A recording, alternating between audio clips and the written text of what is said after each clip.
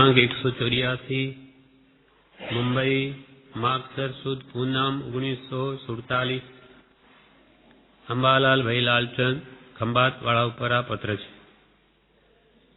સત સ્વરૂપને અભેદ ભક્તિએ નમસ્કાર. સત સ્વરૂપને અભેદ ભક્તિએ નમસ્કાર. તમારું પત્ર ગઈકાલે મળ્યું. તમારા પ્રશ્ન મળ્યા. યોગ્ય વખતે ઉત્તર લખીશ. આધાર નિમિત્ત માત્ર છું. તમે નિષ્ઠા સબળ કરવાનો પ્રયત્ન કરો એ ભલામણ છે. બસ એટલો જ ટૂંકો પત્ર છે. એમાં કૃપાલદેવી લખ્યું કે સત સ્વરૂપને અભેદ ભક્તિએ નમસ્કાર. સત એટલે આત્મા, આત્માનું શુદ્ધ સ્વરૂપ જેને પ્રાપ્ત છે અને એને સાથે અમે અભેદ થઈ ગયા છે. આત્મા અને પરમાત્માનું એક રૂપ થઈ જવું તે પરાભક્તિની છેવટની હદ છે. સત સ્વરૂપને અભેદ, અમે એમાં ભેદ નથી. અમારા સ્વરૂપને આમાં એવી જે દ્રઢ શ્રદ્ધા જેને અનુભવથી ક્ષાયક સંકિત થવાથી પ્રગટ થઈ છે તે સત સ્વરૂપને અભેદ ભક્તિ અમે નમસ્કાર કરીએ છીએ. કેમ કે જગતમાં નમન યોગ્ય શુદ્ધ આત્મા છે.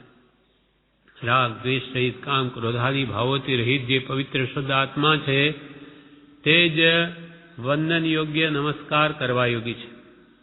પંચ પરમેશ્વરી ભગવાન જે નવકારમાં કહ્યા એ બધાએ શુદ્ધ સજાત્મ સ્વરૂપને પામેલા હોવાથી જ એ નમસ્કાર કરવાને લાયક થયા છે. નવકાર મંત્રમાં જે કંઈ પણ અરિહંત આચાર્ય ઉપાધ્યાય સાધુ ભગવાનની ગણના કરવામાં આવે તે બધા પોતાના શુદ્ધ આત્મ સ્વરૂપને પામેલા પુરુષો છે. તે જ નવકારમાં આવે. વેશધારીઓને એમાં નામ નથી. જેનો દર્શનમાં ગયો મિથ્યાત્વની ગ્રંથિ નાશ પામી ગઈ, તૂટી ગઈ, આવા નિર્ગ્રંથ મહાત્માઓ જ નીચ ગણતરી એમાં હોય છે. નમો અરિહંતાણ, અરિહંત ભગવંતને મારા નમસ્કાર. નમો સિદ્ધાણ, સિદ્ધ ભગવંતને મારા નમસ્કાર હો. આ બે તો સંપૂર્ણ પોતાના શુદ્ધ આત્મ સ્વરૂપને પામેલા આત્માઓ છે, કૃત્ય થયેલા. એમને હવે કંઈ કરવાનું છે નહીં. અનંતકાળ સુધી એમને કોઈ શુભ ક્રિયા પણ કરવાની નથી. શુભાશુભ કર્મનો છેદ થઈને શુદ્ધ ભાવમાં રમણતા કરનારા એ પુરુષો છે. એટલે આ દેહનું આયુષ્ય કર્મ પૂરું થયે સંપૂર્ણ શાશ્વત સિદ્ધિને પામશે. સર્વકાલ અનંત સુખને જ ભોગવશે. એમને હવે કંઈ ભક્તિ કે સ્વાધ્યાય કે કંઈ કરવાનું નથી સર્વકાલને માટે. નમો અરિહંતાણ, નમો સિદ્ધાણ, એ તો સર્વજ્ઞ, જેણે સર્વ જાણી લીધું, સર્વ પ્રાપ્ત કરી લીધું એવા પુરુષો છે. હવે રહ્યા નમો આર્યાણ, નમો વજ્જાણ, નમો લોય સવસાહુણમ. એ આચાર્ય ભગવંત, એ પણ ભગવંત કહેવાય. ભગ એટલે ઐશ્વર્ય, આત્મ ઐશ્વર્યને પામેલા એવા આ ત્રણેય બીજા જે સાધુ પુરુષો છે એ પણ નિર્ગ્રંથની કોટીમાં આવે. એટલે શુદ્ધ સ્વરૂપને પામેલા હોવાથી એ પણ જીવની કોટીમાં આવી ગયા. આચાર્ય ભગવંત, ભગ એટલે ઐશ્વર્ય, વાન એટલે વાળા, આત્મ ઐશ્વર્ય વાળા હોવાથી તે નમો આર્યાણમ એવા આચાર્ય ભગવંતને પણ અમારા નમસ્કારો. નમો વજ્જાયણમ, ઉપાધ્યાય ભગવંત કે જે પોતે ભણે અને સાધુઓને પણ ભણાવે. આવા જે આચાર્યને હોય તો આચાર્ય પદવીને યોગી છે, તેમજ આચાર્યનું સ્થાન સંભાળે એવી જેનામાં યોગ્યતા છે તે ઉપાધ્યાય ભગવાન છે. એ પણ જ્ઞાનને તો પામેલા જ છે. આત્મજ્ઞાન વગર તો એ ખરી રીતે એ ભૂમિકા આવતી જ નથી. જ્ઞાન તો પહેલા, પછી જ મુનિપણું છે. આત્મજ્ઞાન ત્યાં મુનિપણું. આ ત્રણેય મુનિઓ છે, આચાર્ય ઉપાધ્યાય સાધુ ભગવંત. પણ ભગવંત કહેવાય બધા. આચાર્ય ભગવંત, ઉપાધ્યાય ભગવંત, સાધુ ભગવંત. ભગ ઐશ્વર્ય, કયું ઐશ્વર્ય? આત્મ ઐશ્વર્ય થી યુક્ત મહાપુરુષો હોવાથી એ પણ ભગવાન કહેવાય. તો એ બધા શુદ્ધ સ્વરૂપને પામેલા છે આચાર્ય ઉપાધ્યાય સાધુ ભગવાન. એટલે જગતમાં સર્વથી શ્રેષ્ઠ પવિત્ર પુરુષો આ જગતમાં કોઈ હોય તો આ પંચ પરમેશ્વર જ છે. બધા જ શુદ્ધ સ્વરૂપને પામેલા સત સ્વરૂપ, સત એટલે શુદ્ધ અથવા સ્વ આત્મ સ્વરૂપ, શુદ્ધ આત્મ સ્વરૂપને પામેલા હોવાથી અને કૃપાલ કે અમે પણ એ સ્વરૂપ સાથે અભેદ થઈ ગયા છે. અમારે ને શુદ્ધ સ્વરૂપમાં ભેદ નથી, એટલે સત સ્વરૂપને અભેદ ભક્તિએ નમસ્કાર, પરમ પ્રેમે એ શુદ્ધ સ્વરૂપને અમે નમન કરીએ છીએ. કેમ કે એમાં કેટલું અનંત સુખ રહેલું છે તે કૃપાલદેવ પોતે અનુભવી રહ્યા છે. સત સ્વરૂપને અભેદ ભક્તિએ નમસ્કાર. તમારું પત્ર ગઈકાલે મળ્યું, તમારા પ્રશ્ન મળ્યા, અંબાલાલભાઈના પ્રશ્નો મળ્યા. યોગ્ય વખતે ઉત્તર લખીશ. હમણાં સમય નથી. યોગ્ય વખતે જ્યારે સમય અનુકૂળ હશે ત્યારે ઉત્તર લખી તેનો પ્રશ્નોનો આધાર નિમિત્ત માત્ર છું. હું તો તમને એક નિમિત્ત માત્ર આધાર છું. જ્ઞાની કે ભલે કેવળ જ્ઞાની કે ભગવાન તીર્થંકરો એ તો માત્ર ઉપદેશના દાતા છે. એ કંઈ કરી આપતા નથી. આપણને સાચો માર્ગ બતાવે એ પ્રમાણે આપણે ચાલવું કે ન ચાલવું એ આપણા ઉપર આધાર છે. એટલે કૃપાલ કે અમે તો નિમિત્ત માત્ર છીએ. સદગુરુ આજ્ઞા જીન દશા નિમિત્ત કારણમાં. સદગુરુની આજ્ઞાએ ચાલવું અને જીન દશા ભગવાન તીર્થંકર સંપૂર્ણ કેવલનાથમય દશાનો લક્ષ્ય રાખવો એ પણ નિમિત્ત માત્ર છે. કોઈ આપી ન દે, આપી શકતા હોય તો ભગવાન તીર્થંકરોએ સકલ વિશ્વને ક્યારનું એ બધાને મોક્ષે મોકલી દીધા હોત. અહીંયા એક પણ હોત જ નહીં. પણ કોઈ કોઈનું કંઈ કરી શકતું નથી. માત્ર માર્ગ બતાવે, તમને જે યોગ્ય લાગે તેમ ચાલો, દરેક દીવ સ્વાધીન છે. એટલે કૃપાલ કે આધાર નિમિત્ત માત્ર છું. હું તો નિમિત્ત માત્ર તમારો આધાર છું. તમે નિષ્ઠા સબળ કરવાનો પ્રયત્ન કરો. નિષ્ઠા એટલે શ્રદ્ધા. સદદેવ, સદગુરુ, સદધર્મ પ્રત્યે દ્રઢ શ્રદ્ધા કરવાનો તમે પ્રયત્ન કરો એ ભલામણ છે. કેમ કે ગમે એટલું અમે તમને ઉપદેશ આપીશું, નિમિત્તભૂત બનીશું, પણ તમારી શ્રદ્ધા અમારા પ્રત્યે કે કોઈ પણ જ્ઞાનીના વચન પ્રત્યે જો દ્રઢ નહીં હશે તો અમારું વચન તમારામાં ઉતરશે જ નહીં, પરિણમશે જ નહીં. એટલે હું તો આધાર નિમિત્ત માત્ર છું. તમે નિષ્ઠા એટલે શ્રદ્ધા સબળ કરવાનો પ્રયત્ન કરો એ ભલામણ છે. તમે તમારી શ્રદ્ધા બળવાન કરો. જેટલી શ્રદ્ધા બળવાન તેટલો તેનો પુરુષાર્થ વિશેષ હોય છે. બહુબળવાળી શ્રદ્ધા જેની તે પુરુષાર્થે ઘેલોજી. બહુબળવાળી શ્રદ્ધા જેની તે પુરુષાર્થે ઘેલોજી. તે પુરુષાર્થે ઘેલો. એને રાત દાડો એને તાલાવેલી લાગી હોય, એની શ્રદ્ધા દ્રઢ થઈ ગઈ હોય તો એક સમય પણ બગાડે નહીં. એટલે તમે નિષ્ઠા સબળ અત્યંત બળવાન કરવાનો પ્રયત્ન કરો એ ભલામણ છે. સત્સંગના અભાવે તમે આ કરો. અમે તો માત્ર નિમિત્ત માત્ર છીએ. અમે કહીશું તમારી યોગ્યતા હશે તો તરત વાત બેસી જશે. એટલે યોગ્યતા મેળવવાનું, નિષ્ઠા બળવાન કરવાનું આ પત્રમાં કહીને કૃપાલદેવે આ પત્ર પૂરો કર્યો.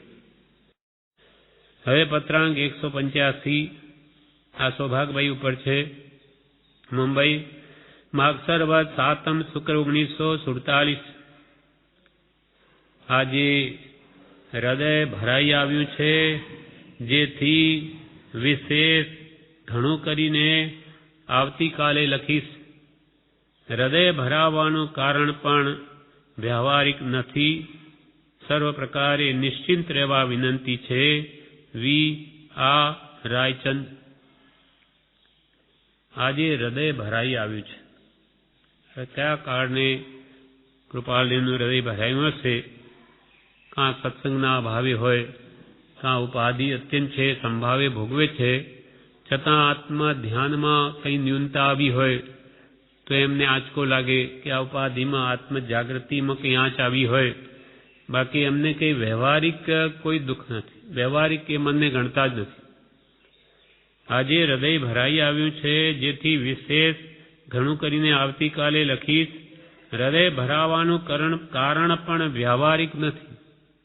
કોઈ પૈસા સંબંધી કે ઘર કુટુંબ સંબંધી કોઈ અમને એ કારણ નથી કે અમારું હૃદય ભરાઈ આવ્યું છે, તે પણ કંઈ પારમાર્થિક કારણ છે. પણ અહીંયા લખ્યું નથી. પણ તમે સર્વ પ્રકારે નિશ્ચિંત રહેવા વિનંતી છે કે અમારું હૃદય ભરાઈ આવ્યું તો તમને કંઈ દુઃખ થાય અમારા પ્રત્યે એવું કંઈ રાખશોમાં. સર્વ પ્રકારે નિશ્ચિંત રહેવા વિનંતી છે. વી આ રાયચંદ. હવે પત્રાંક 186 મુંબઈ માગસરવદ 10/1947 સુગ્ન ભાઈ શ્રી અંબાલાલભાઈ ખંભાત ઉપર આ પત્ર છે. સુગ્ન ભાઈ શ્રી અંબાલાલ, અત્ર આનંદ વૃત્તિ છે. અત્ર આનંદ વૃત્તિ છે. જેમ માર્ગાનુસારી થવાય તેમ થવા પ્રયત્ન કરવું એ ભલામણ છે. વિશેષ શું લખવું તે કંઈ સૂચતું નથી. વિશેષ શું લખવું તે કંઈ સૂચતું નથી. રાયચંદના યથા યોગ્ય. કૃપાલદેવે આ પત્રમાં લખ્યું કે અત્ર આનંદ વૃત્તિ છે. અમારો આત્મા તો આનંદમાં જ છે, પણ તમે જેમ માર્ગાનુસારી થવાય તેમ પ્રયત્ન કરો. માર્ગને અનુસરનારા. હા, માર્ગાનુસારીના જે ગુણો છે, આમ શાસ્ત્ર અનુસાર તો 35 બોલ છે માર્ગાનુસારી. એટલે અમારો સમાગમ હમણાં કંઈ થાય એમ નથી, તો તમે આ પ્રમાણે વિશેષ યોગ્યતા કેળવો. મુમુક્ષુતા છે, પણ માર્ગાનુસારીપણું કૃપાળને સંપૂર્ણ નહીં લાગ્યું હોય, અથવા તમે વિશેષ યોગ્ય બનશો તો જ્ઞાન પ્રાપ્તિ સુલભ થશે. આ માર્ગાનુસારીનો વિશેષ શું છે? એટલે કોઈ મુમુક્ષુએ બ્રહ્મચારીજીને પૂછ્યું છે. પત્રાંક 387 પત્ર સુધામાં એ બ્રહ્મચારીજી માર્ગાનુસારીના 35 બોલ લખે છે. એટલે કૃપાલ લખ્યું અત્ર તો આનંદ વર્તી છે. જેમ માર્ગાનુસારી થવા, જેમ માર્ગને વિશેષ શ્રદ્ધા. ક્યાંય શું કહ્યું? નિષ્ઠા બળવાન કરો. એ પણ અંબાલાલભાઈ ઉપર જ હતો. અને અહીંયા કહે છે કે જેમ ભગવાને કહેલા માર્ગને અનુસરનારી તમારી બુદ્ધિ વિશેષ થાય તે પ્રમાણે તમે યોગ્યતા કેળવો. જેમ માર્ગાનુસારી થવાય તેમ પ્રયત્ન કરવું એ ભલામણ છે. વિશેષ શું લખવું તે કંઈ સૂચતું નથી. રાયચંદના યથાયોગ. હવે આ પત્રમાં આપણા બધા માટે ઉપયોગી છે. એમણે ભલે અંબાલાલભાઈને લખ્યું તો અંબાલાલભાઈ તો એવી યોગ્યતા કેળવીને પોતાના આત્માનું કલ્યાણ કર્યું છે. હવે આપણે આ યોગ્યતા કેળવીશું તો જ આપણું પણ કલ્યાણ થશે. હવે માર્ગાનુસારીના 35 બોલ. પહેલા તો મુમુક્ષુ દશા, છૂટવાની કામના ઉત્પન્ન થાય, ખરી મોક્ષાભિલાષ. ત્યાર પછી ભગવાનના કહેલા મૂળ માર્ગને અનુસરે. એ આપણને કોઈ કે માર્ગાનુસારી થાવ તો શું, કેવી રીતે થવું, શું કરવું અમારે? તો અહીંયા આ ખુલાસો છે. આ પ્રમાણે 35 ગુણો તમારા અંદર લાવવાનો પ્રયત્ન કરો તો તમે ભગવાનના માર્ગને અનુસરી શકો. હવે માર્ગાનુસારના 35 બોલમાં પહેલો બોલ ન્યાય સંપન્ન વિભાવ. પત્ર સુધામાં 382 પાનું. ન્યાય સંપન્ન વિભાવ એટલે ન્યાયથી ધન મેળવવું, સ્વામી દ્રોહ, મિત્રદ્રોહ, વિશ્વાસ દઈને ઠગવું, ચોરી કરવી, થાપણ ઓળવવી વગેરે નિંદવા યોગ્ય કામ ત્યાગ કરીને ધન કમાવવું તે ન્યાય સંપન્ન વૈભવ. તમારો વૈભવ જે કંઈ પણ છે તે ન્યાયથી યુક્ત હોવો જોઈએ. કોઈને ઠગીને, કોઈના પ્રત્યે દ્રોહ કરીને. દ્રોહ એટલે બે વફાદાર. સ્વામીનો દ્રોહ કરીને એનું લૂંટી લે, ઠગી લે, અથવા મિત્ર પ્રત્યે પણ અવફાદાર થઈને એને દુઃખ પહોંચાડીને પોતે સુખી થવાય છે. મુક્તિ જ્ઞાન કથે અને અંતર છૂટ્યો ને મોહ તે પામર પ્રાણી કરે માત્ર જ્ઞાનીનો દ્રોહ. જ્ઞાની પુરુષોનું જે ઉપદેશનું અદ્ભુત બોધ છે, તત્વબોધ પોતે લઈ જાણી બીજાને કહીને પોતે જ્ઞાની બની બેસે અને વર્તન રાખે સંસારી કરતોય ખરાબ અથવા મનમાં કંઈ ન હોય અંતરમાં, તો એનું વર્તન જોઈને જ્ઞાની પુરુષને કલંક લાગે કે આટલી મોટી જ્ઞાનની વાતો કરે, ત્યાંના ગુરુ એવા જ હશે, બધું કંઈક બધું ધતિંગ છે. એમ આપણા લીધે ગુરુને કલંક લાગે તે દ્રોહી છે, ગુરુદ્રોહી. એમ અહીંયા સ્વામી દ્રોહી. આપણે જેને ઊંચો લાવ્યો હોય, નિમક હલાલ થવું તો ક્યાંય રહ્યું, નિમક હરામ થાય એનું જ બગાડે. તો એ એમ કરીને જે મેળવવા જાય ધનાજ, તો એ સ્વામી દ્રોહી છે. મિત્ર દ્રોહી કેવી રીતે? મિત્રતા હોય અને વિશ્વાસ આપીને એને ઠગી લે, એને દુઃખ આપે, તો એ મિત્ર દ્રોહી કહેવાય. જેમ કે એક રાજાનો પુત્ર કુંવર હતો, એ વિશેષ દાન આપતો. ત્યારે પિતાએ એમ કહ્યું કે તું આટલું બધું, તારે આટલા સોનામાર સુધી દાન આપવું. એટલે એને થયું કે મારા પિતાને વિશેષ દાન આપું છું, ગમતું નથી. એટલે મિત્રની સાથે બહાર નીકળી પડ્યો. હવે મિત્ર છે એ દ્રોહી છે. એણે જોયું કે આ રાજપુત્રને હવે ઘરમાંથી બહાર નીકળ્યો છે, એટલે એનું બધું હું લઈ લઉં. એટલે ઝાડ નીચે બેઠા છે કે ચાલો આપણે કંઈક જુગાર રમીએ. તો કે આંખને દાવમાં લગાવીએ આપણે, એક આંખ. પેલો મનનો બિલકુલ સીધો છે રાજકુમાર, એને એમ કરો ભલે. એક આંખ હારી ગયો, ફરી રમવા તો કે બીજી આંખ લગાવીએ, બીજી આંખ હારી ગયો.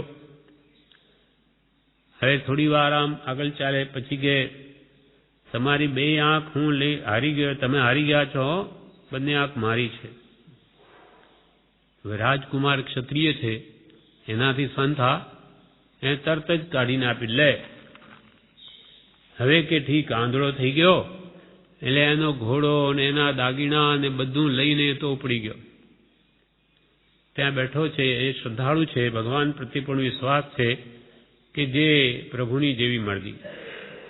ત્યાં ઉપર યક્ષ યક્ષાણી બેઠા, વિચાર કરે કે આને આ દુઃખ આવી ગયું. ત્યારે યક્ષ કહે કે આ જે બેઠો છે અહીંયા દેવી વનસ્પતિ છે, એ લઈને જો પોતે આંખમાં ઘાલે તો હમણાં સૂચતો થઈ જાય. એને સાંભળ્યું, એ વનસ્પતિ લઈને આંખમાં ટીપા નાખ્યા કે એ સાજો થઈ ગયો.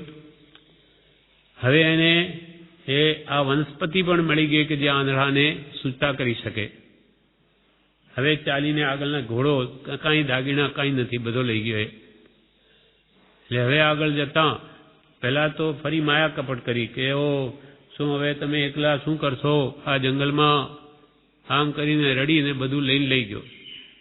પછી એ ગામમાં જ્યાં આવે છે ત્યાં રાજાની પુત્રી આંધળી.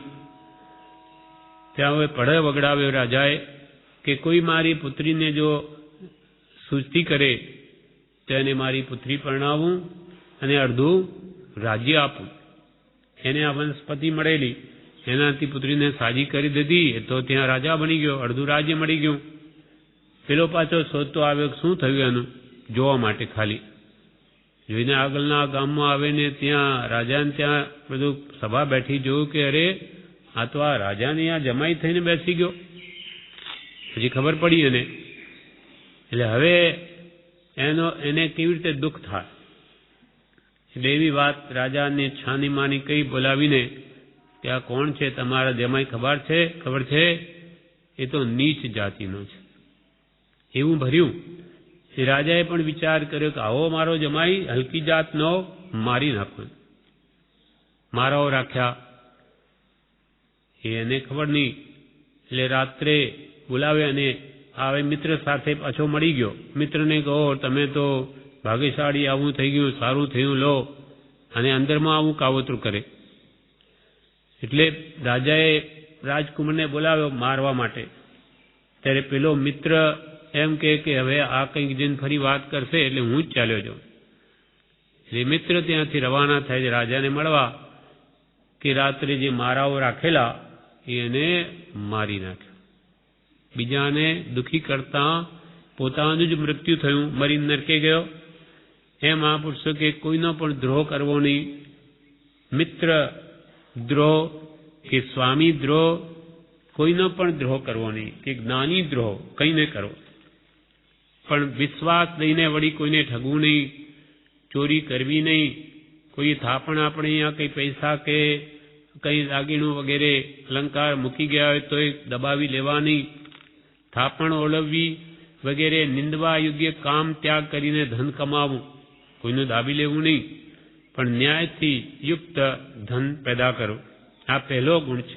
કૃપાલદેવ તેના પર બહુ ભાર આપ્યો છે 496માં પત્ર વગેરે, કે ન્યાય સંપન્ન વિભાવ ન હોય તેને ભગવાનનો ઉપદેશ પણ પરિણમતો નથી. એટલે પહેલો જ માર્ગાનુસારીનો ગુણ છે ન્યાય સંપન્ન વૈભવ. બીજું શિષ્ટાચાર પ્રશંસા, એટલે ઉત્તમ પુરુષોના આચરણના વખાણ કરવા. એટલે ઉત્તમ છે આચરણ જેના, એવા પુરુષોના વખાણ કરવાથી એ ગુણો આપણામાં આવે. જ્યાં જ્યાં ગુણ જોઈએ ત્યાં પ્રત્યેને પ્રમોદ ભાવ આવવો જોઈએ. गुणीजन को देख हृदय में मेरे प्रेम उमड़ आवे, बने जहाँ तक उनकी सेवा करके यह मन सुख पावे. बने जहाँ तक उनकी सेवा करके यह मन सुख पावे. ગુણીજન પ્રત્યે જોઈને એને ગુણ પ્રત્યે જો આકર્ષણ હોય તો એના પ્રત્યે પ્રેમ આવ્યા વિના રહે નહીં, કેમ કે એને ગુણ જોઈએ છે. કોઈમાં ક્ષમા ગુણ આપણામાં ન હોય તો કોઈ શાંત માણસ હોય તો એને જોઈને આપણને પ્રેમ આવે કે ઓહો આ કેવો શાંત માણસ છે, એને ગમે તે કોઈ કે હસતો જ રહે. જે ગુણ મેળવવો હોય તો એ ગુણી હોય તો એના પ્રત્યે પ્રેમ આવ્યા વિના ન રહે. એમ ઉત્તમ પુરુષોના આચરણના વખાણ કરવા, આ પણ માર્ગાનુસારીનો એક ગુણ છે. શિષ્ટાચાર પ્રશંસા. પછી ત્રીજો, સરખા કુલાચાર વાળા પણ અન્ય ગોત્રી સાથે વિવાહ કરવો. કુલના આચાર સરખા જોઈએ પણ ગોત્ર બીજું જોઈએ, નહીં તો પછી એ બેન સમાન થઈ જાય. સરખા કુલના આચારવાળા સાથે અને ગોત્રી બીજા હોય તેની સાથે વિવાહ કરવો. ચોથું, પાપના કામથી ડરવું, કેમ કે પાપનું ફળ ભયંકર આવે છે. અનેક ભાવમાં એને દુઃખ વેઠવા પડે, માટે કોઈને દુઃખ આપવું જ નહીં. બીજાને દુઃખ આપવું એ જ મોટું પાપ છે. એટલે ભગવાન મહાવીરનો ઉપદેશ તો 9 કોટી ધર્મ આરાધનાનો છે. મનથી કરવું નહીં, કરાવવું નહીં, અનુમોદવું નહીં. વચનથી કરવું નહીં, કરાવવું નહીં, અનુમોદવું નહીં. કાયાથી કરવું નહીં, કરાવવું નહીં, અનુમોદી. 9 કોટી ધર્મ. મનથી કોઈનું બુરું ચિંતવું નહીં. કોઈ બુરું કરતો હોય તો પણ એને સારું કહું નહીં મનથી, કે ભાઈ સારું થયું, અથવા એવો કોઈ ભાવ પણ આણું નહીં. મન વચન કાયાથી ત્રિવિધે સદ્ધર્મ પાળો. એટલે પાપના કામથી ડરવું, કરવું નહીં પાપ, કરાવવું નહીં, અને કરે એમાંય રાજી થવું નહીં, નહીં તો કરણ કરાવણ ને અનુમોદન સરીખો ફળ નિપજાયો. પાંચમો ગુણ માર્ગાનુસારીનો પ્રસિદ્ધ દેશાચાર પ્રમાણે વર્તવું. આપણે કયા દેશમાં છીએ, આપણા શું આચાર છે તે પ્રમાણે વર્તવાથી એની ટીકા ન થાય, આર્ધ્યાનનું કારણ ન થાય. એટલે પ્રસિદ્ધ દેશાચાર પ્રમાણે વર્તવું. છઠ્ઠું, કોઈનો અવર્ણવાદ બોલવો નહીં, કોઈની નિંદા કરવી નહીં. એના મનને ખબર પડે તો એને કેટલું દુઃખ થાય. એટલે કોઈનો પણ અવર્ણવાદ એટલે નિંદા કરવી નહીં. સાતમું, જે ઘરમાં પેસવા નીકળવાના અનેક રસ્તા નથી, તથા જે ઘર અતિ ગુપ્ત અને અતિ પ્રગટ ન હોય અને પાડોશી સારા હોય તેવા ઘરમાં રહેવું. તે ઘરમાં આવવા જવાના રસ્તા ઘણા ન હોય, નહીં તો રાત્રે ક્યાંથી ચોર પેસી જાય, કઈ બાજુ નીકળી જાય, કોઈ પણ માણસ આવી જાય. ઘરનું દ્વાર એક જ જોઈએ. જે ઘરમાં પેસવા નીકળવાના અનેક રસ્તા નથી, તથા જે ઘર અતિ ગુપ્ત નથી, એકદમ ખૂણામાં ઘર હોય તો એને લૂંટવો કે એને ચોર આવી જવા સહેલું છે. ક્યાંય ગુપ્ત હોય અથવા અતિ પ્રગટ પણ હોય. 4 રસ્તા ઉપર મકાન હોય તો એ આખો દાડો એને ઘોંઘાટ, એટલે એને શાંતિ વળે નહીં. એટલે એવા અતિ પ્રગટ પણ ન રાખવું ઘર, અતિ ગુપ્ત પણ નહીં, ઘણા દ્વારવાળું પણ નહીં, અને જેના પાડોશી સારા હોય તેવા ઘરમાં રહેવું. ખરેખર ત્યારે સગા તો પાડોશી જ, ત્યારે પણ જરૂર પડે પાડોશી જ કામમાં આવે. બીજા તો આવે, એના પહેલા જરૂર પડી હોય તો પાડોશી કામમાં આવે. પાડોશીઓ સાથે સારું રાખવું, તેમજ પાડોશી સારા હોય તેવા ઘરમાં રહેવું. પછી માર્ગાનુસારીનો 8મો ગુણ, સારા આચરણવાળા પુરુષોની સોબત કરવી. જેનું આચરણ સદાચારી હોય આવા પુરુષોની સંગત કરવી, દુરાચારીની નહીં. સારા આચરણવાળા પુરુષોની સોબત કરવી. 9મો ગુણ, માતા તથા પિતાની પૂજા કરવી. પૂજા કરવી એટલે શું? ભગવાનની જેમ એમના ચરણને પૂજવા કેસર ચંદનથી એમ નથી કહેવું, એનો આશય કહે છે હવે બ્રહ્મચારી સમજાવે. માતા પિતાની પૂજા કરવી એટલે તેમનો સર્વ રીતે વિનય સાચવવો, સર્વ પ્રકારે વિનય સાચવો.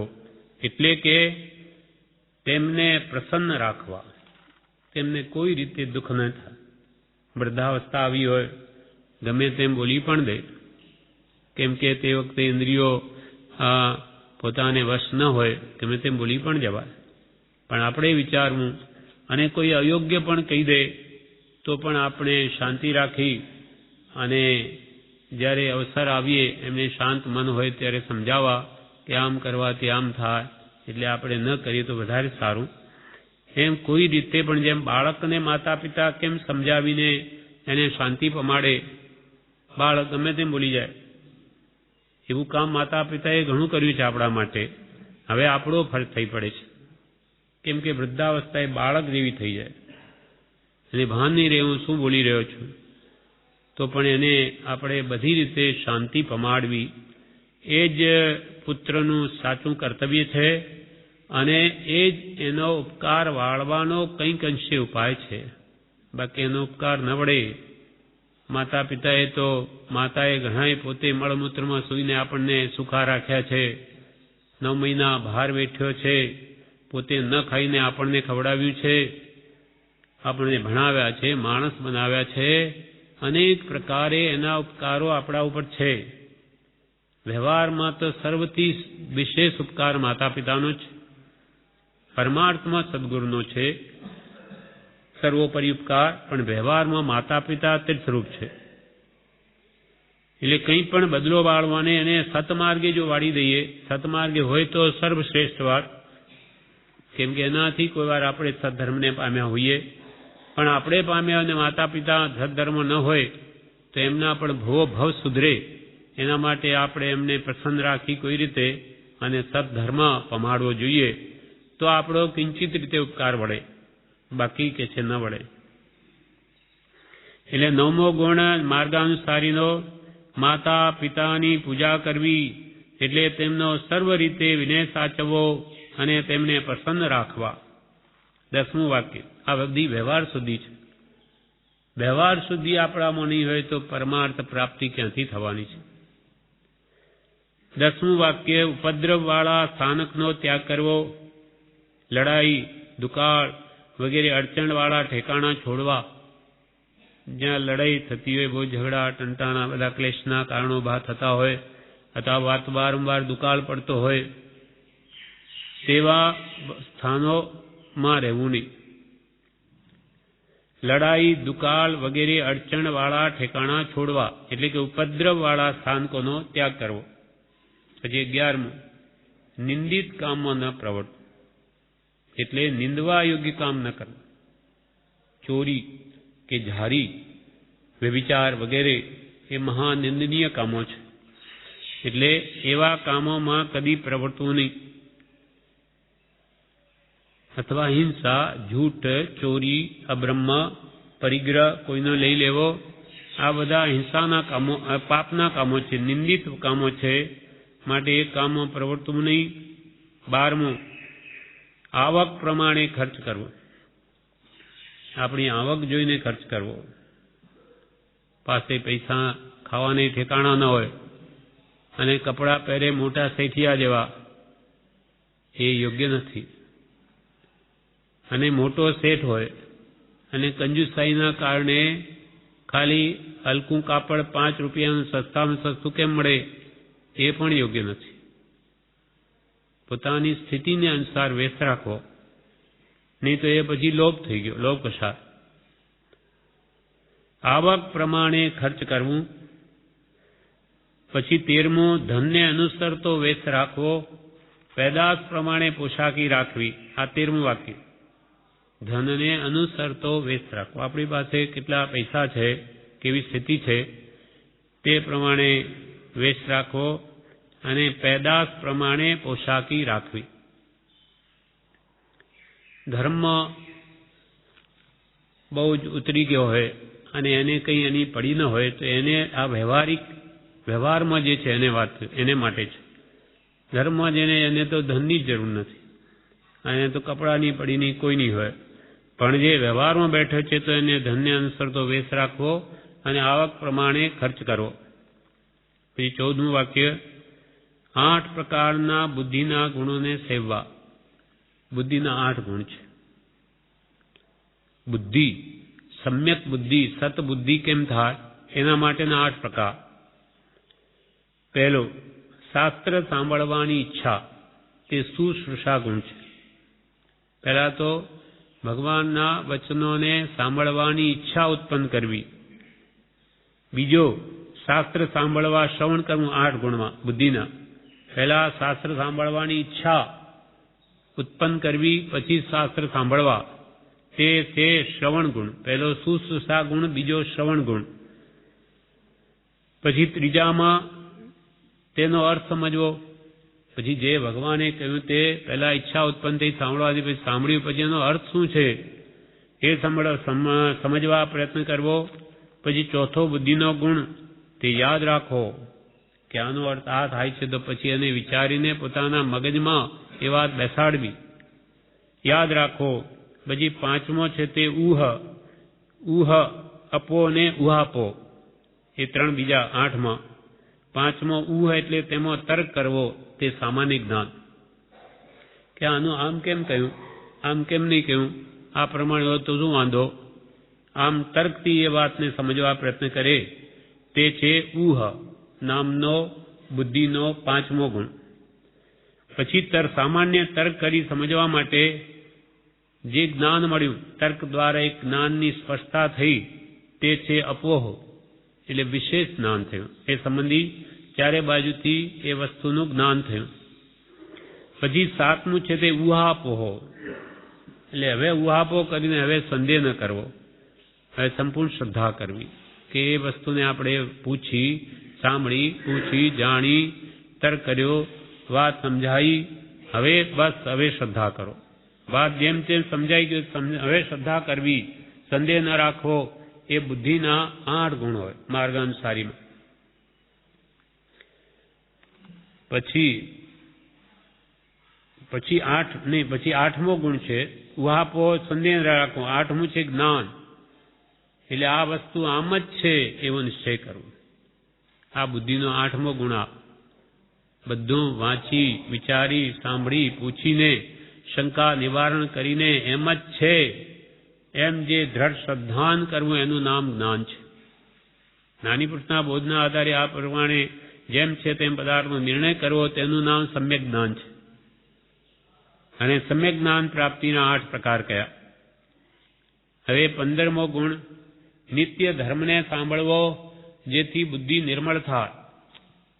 હંમેશા ધર્મ કહે આત્મ સ્વભાવ આત્માનો સ્વભાવ કેમ નિર્મળ થાય, રાગદ્વેષ ઘટે, વૈરાગ્ય ભાવ સદા બની રહે, એના માટે રોજે ધર્મ સાંભળવો, ભગવાનના ઉપદેશનું શ્રવણ કરવું. તેથી બુદ્ધિ નિર્મળ થાય અને નિર્મળ રહે. એટલે 15મો માર્ગાનુસારીનો ગુણ, નિત્ય ધર્મને સાંભળવો, જેથી બુદ્ધિ નિર્મળ થાય. અને 16મો ગુણ, પહેલા જમેલું ભોજન પચી જાય ત્યાર પછી નવું ભોજન કરવું.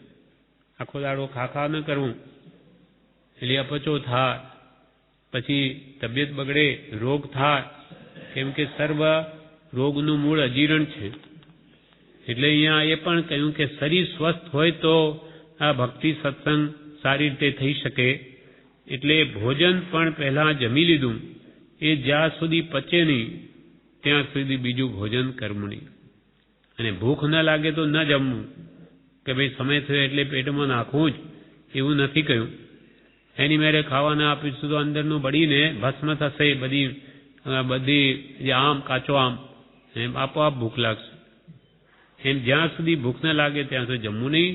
અને જમ્યા પછી પણ જ્યાં સુધી જમેલું પચી ન જાય ત્યાં સુધી કે છે બીજું નવું ભોજન કરવું નહીં. 17મું વાક્ય, જ્યારે ખરી ભૂખ લાગે ત્યારે ખાવું, પણ એકવાર ખાધા પછી મીઠાઈ વગેરે આવેલી જોઈ લાલચથી તે ઉપર ખાવું નહીં, કારણ કે અપચો થાય. આવું પણ વ્યવહાર સુધી આપણને સમજાવવી પડશે જ્ઞાનીઓને, કેમ કે આપણી લાલસા, આસક્તિ, જમીને બેઠા હોય ને કંઈ આવી ગયો તો ખાઈ લે સ્વાદવશ, તો કે એવું નહીં કરવું. જ્યારે ખરી ભૂખ લાગે ત્યારે ખાવું, પણ એકવાર ખાધા પછી મીઠાઈ વગેરે આવેલી જોઈ લાલચથી તે ઉપર ખાવું નહીં, કારણ કે અપચો થાય. જમ્યા ઉપર કેળા ખાઈ લઈએ, મિષ્ટાન ખાઈ લઈએ, અપચો થઈ જાય. એટલે કે આવું કરવું નહીં.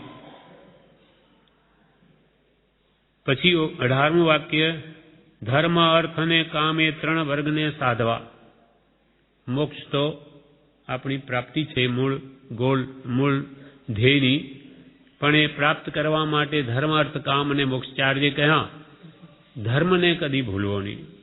અને ગ્રસ્તીએ તો એને અર્થ પણ ઉપાર્જન કરવું પડે, એ પણ ધર્મ સહિત હોય, ન્યાય સંપન્ન વિભાગ. અથવા ધર્મને કદી ભૂલે નહીં. ધન પ્રાપ્ત કરવું પડે તો પણ સવાર સાંજ પણ આરાધના કરે.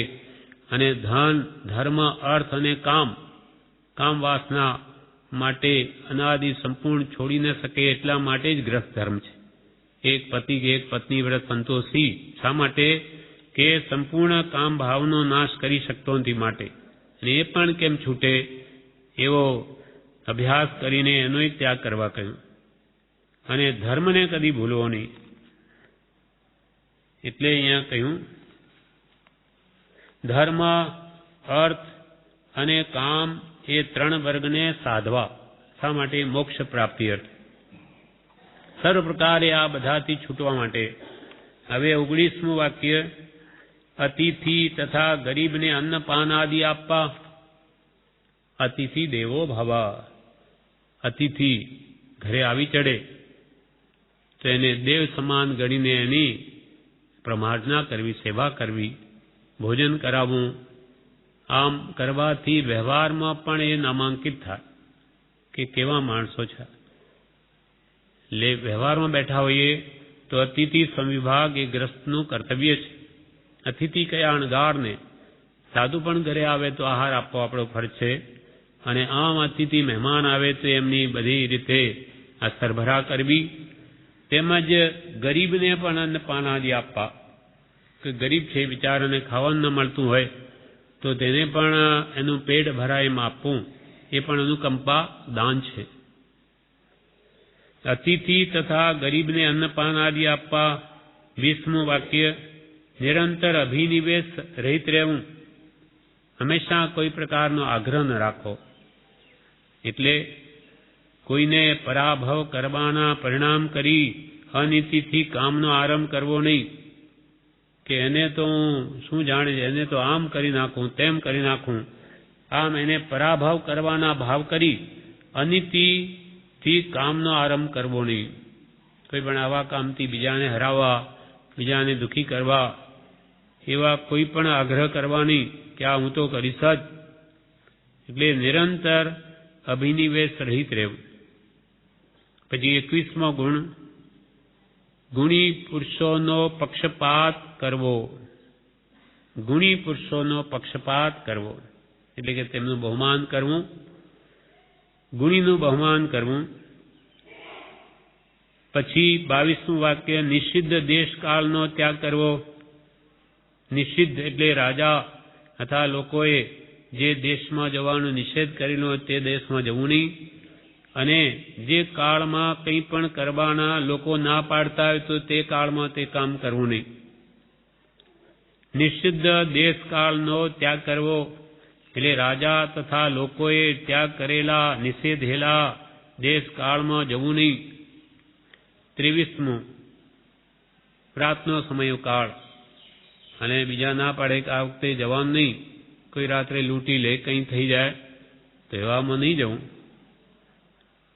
દેશ પણ જે કોઈ વિરોધી દેશ હોય અને રાજા ના પાડતા હોય તો તે દેશો આપણે પગ ન મૂકવો. એમ નિષિદ્ધ દેશકાળનો ત્યાગ કરવો. પછી 23મું વાક્ય પોતાની શક્તિને અનુસરીને કામનો આરંભ કરવો. પોતાની શક્તિ, સમય અને સહાય કેવી છે જાણીને કામ કરવું. કોઈ પણ કામ ઘણું સારું હોય પણ આપણી શક્તિ ન હોય, અથવા એ સમય જોઈને કામ કરું, મારો સમય કેવો વર્તે છે અને હું એકલો શું કરીશ, મારી સાથે બીજા કેમ મદદગાર કોણ છે, એમ બધું પોતાનો સમય, પોતાની શક્તિ અને પોતાની સહાય કેટલા કરનારા છે એ પ્રમાણે કામ વિચારીને ઉપાડવું, તો એ ઠેઠ સુધી કાર્ય સિદ્ધ થાય, નહીં તો અધૂરું મૂકવું પડે. પોતાની શક્તિને અનુસરીને કામનો આરંભ કરવો. 24મું પોષણ કરવા યોગ્ય, જેવા કે મા, બાપ, સ્ત્રી, પુત્રાદિકનું ભરણ પોષણ કરવું.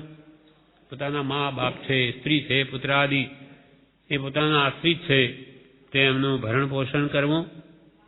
25મું વ્રતને વિશે રહેલા તથા જ્ઞાને કરીને મોટા એવા પુરુષોને પૂજવા. જે વ્રતધારી હોય, મહાવ્રતધારી, અહીંયા પૂજવાની વાત છે. પંચ મહાવ્રતધારી આત્મજ્ઞાની મહાત્મા હોય અથવા જ્ઞાની કરીને મોટા જે જ્ઞાની હોય તો એવા પુરુષોને પૂજવા, એમનું બહુમાન કરવું. વ્રતને વિશે રહેલા તથા જ્ઞાને કરીને મોટા એવા પુરુષોને પૂજવા. 26મું વાક્ય દીર્ઘ દ્રષ્ટિ, જે કોઈ કામ કરે તેમાં લાંબી દ્રષ્ટિ ફોરવી, તેના શુભાશુભ ફળની તપાસ કરીને ચાલવું. કોઈ પણ કામ કરતા લાંબી દ્રષ્ટિ રાખવી કે એનું ફળ શું આવશે.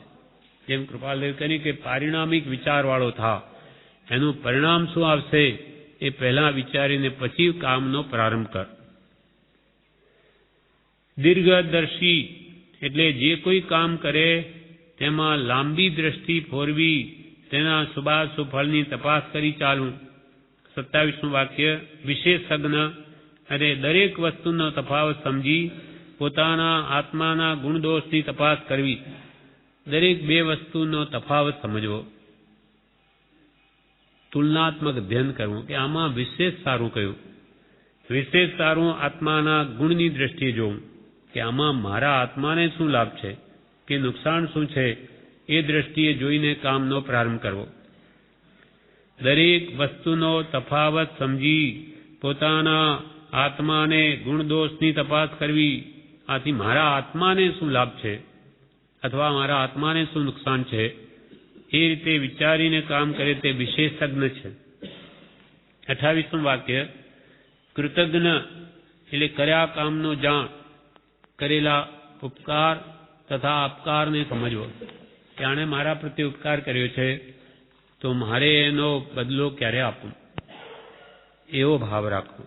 કૃતજ્ઞ ન થવું, કૃતજ્ઞ થવું, કરેલા ઉપકારને કદી ઓળવવો નહીં. પછી 29મું વાક્ય લોકપ્રિય એટલે વિનય આદિ ગુણે કરીને લોકપ્રિય થવું, બધાનો યથાયોગ વિનય કરવો. તે જ બધાને વનો તો વેરીને પણ વશ કરે, બીજાને શું વેરી હોય એને પણ વશ કરી લે, એવો વિનય એક તો મહાન ગુણ છે. ધર્મની શરૂઆત જ વિનય ગુણથી છે. વિનય ગુણ ના આવ્યો તે ધર્મ પામવાને યોગ્ય નથી. લોકપ્રિય એટલે વિનય આદિ ગુણે કરી લોકપ્રિય થવું. 30મું વાક્ય લજ્જાળુ, લાજવાળો, લાજ મર્યાદામાં રહે, નિર્લજ્જ ન થવું. જે મર્યાદા ગ્રસ્તની, મુનિની, બ્રહ્મચારીની, જે પ્રમાણે મર્યાદા જ્ઞાનીઓએ કહ્યું હોય તે મર્યાદાથી બહાર જવું નહીં. લજ્જાળુ એટલે લાજવાળો, લાજ મર્યાદાવાળો, તેમાં રહેવું. લક્ષ્મણ કાર ઓળંગવી નહીં તો સીતાની જેમ રાવણ લઈ જશે. આ જ્ઞાનીની આજ્ઞારૂપ લક્ષ્મણ રેખા છે. આ બધી યોજનાઓ આ મુનિની કે ગ્રસ્તની કે બ્રહ્મચારીની જ્ઞાનીઓ ઘડી છે, એનાથી બહાર પગ મૂકવો નહીં. નહીં તો એ નિર્લજ્જ થયો, લાજ મર્યાદાની બહાર ગયો. 31મો ગુણ દયાળુ, દયાભાવ રાખવો, સર્વ પ્રત્યે દયાભાવ રાખવો. 32મો ગુણ સુંદર આકૃતિવાન, એટલે ક્રૂર આકૃતિનો ત્યાગ કરવો, શરીરનો સુંદર આકાર રાખવો. સુંદર આકૃતિવાન એટલે ક્રૂર આકૃતિનો ત્યાગ. ક્રોધવાળી, માનવાળી આકૃતિ, માયા કપટ કરે કે લોભ, એવી આકૃતિ ન રાખવી. સૌમ્ય રાખવી, શાંત રાખવી, કે જેથી બીજાને પણ એનાથી શાંતિ મળે. એ જ ખરી સુંદરતા છે શરીરની. સુંદર આકૃતિવાન એટલે ક્રૂર આકૃતિનો ત્યાગ કરવો, શરીરનો સુંદર આકાર રાખવો. સુંદર આકાર રાખવો એટલે શાંત પરિણામ રાખવા. 33મું વાક્ય પરોપકારી, પરને ઉપકારી થવું, કે હું કોઈનું ભલું કરી શકું. ઉપકાર કરી શકે તો શ્રેષ્ઠ, પણ અપકાર તો કદી કોઈનો કરવો જ નહીં.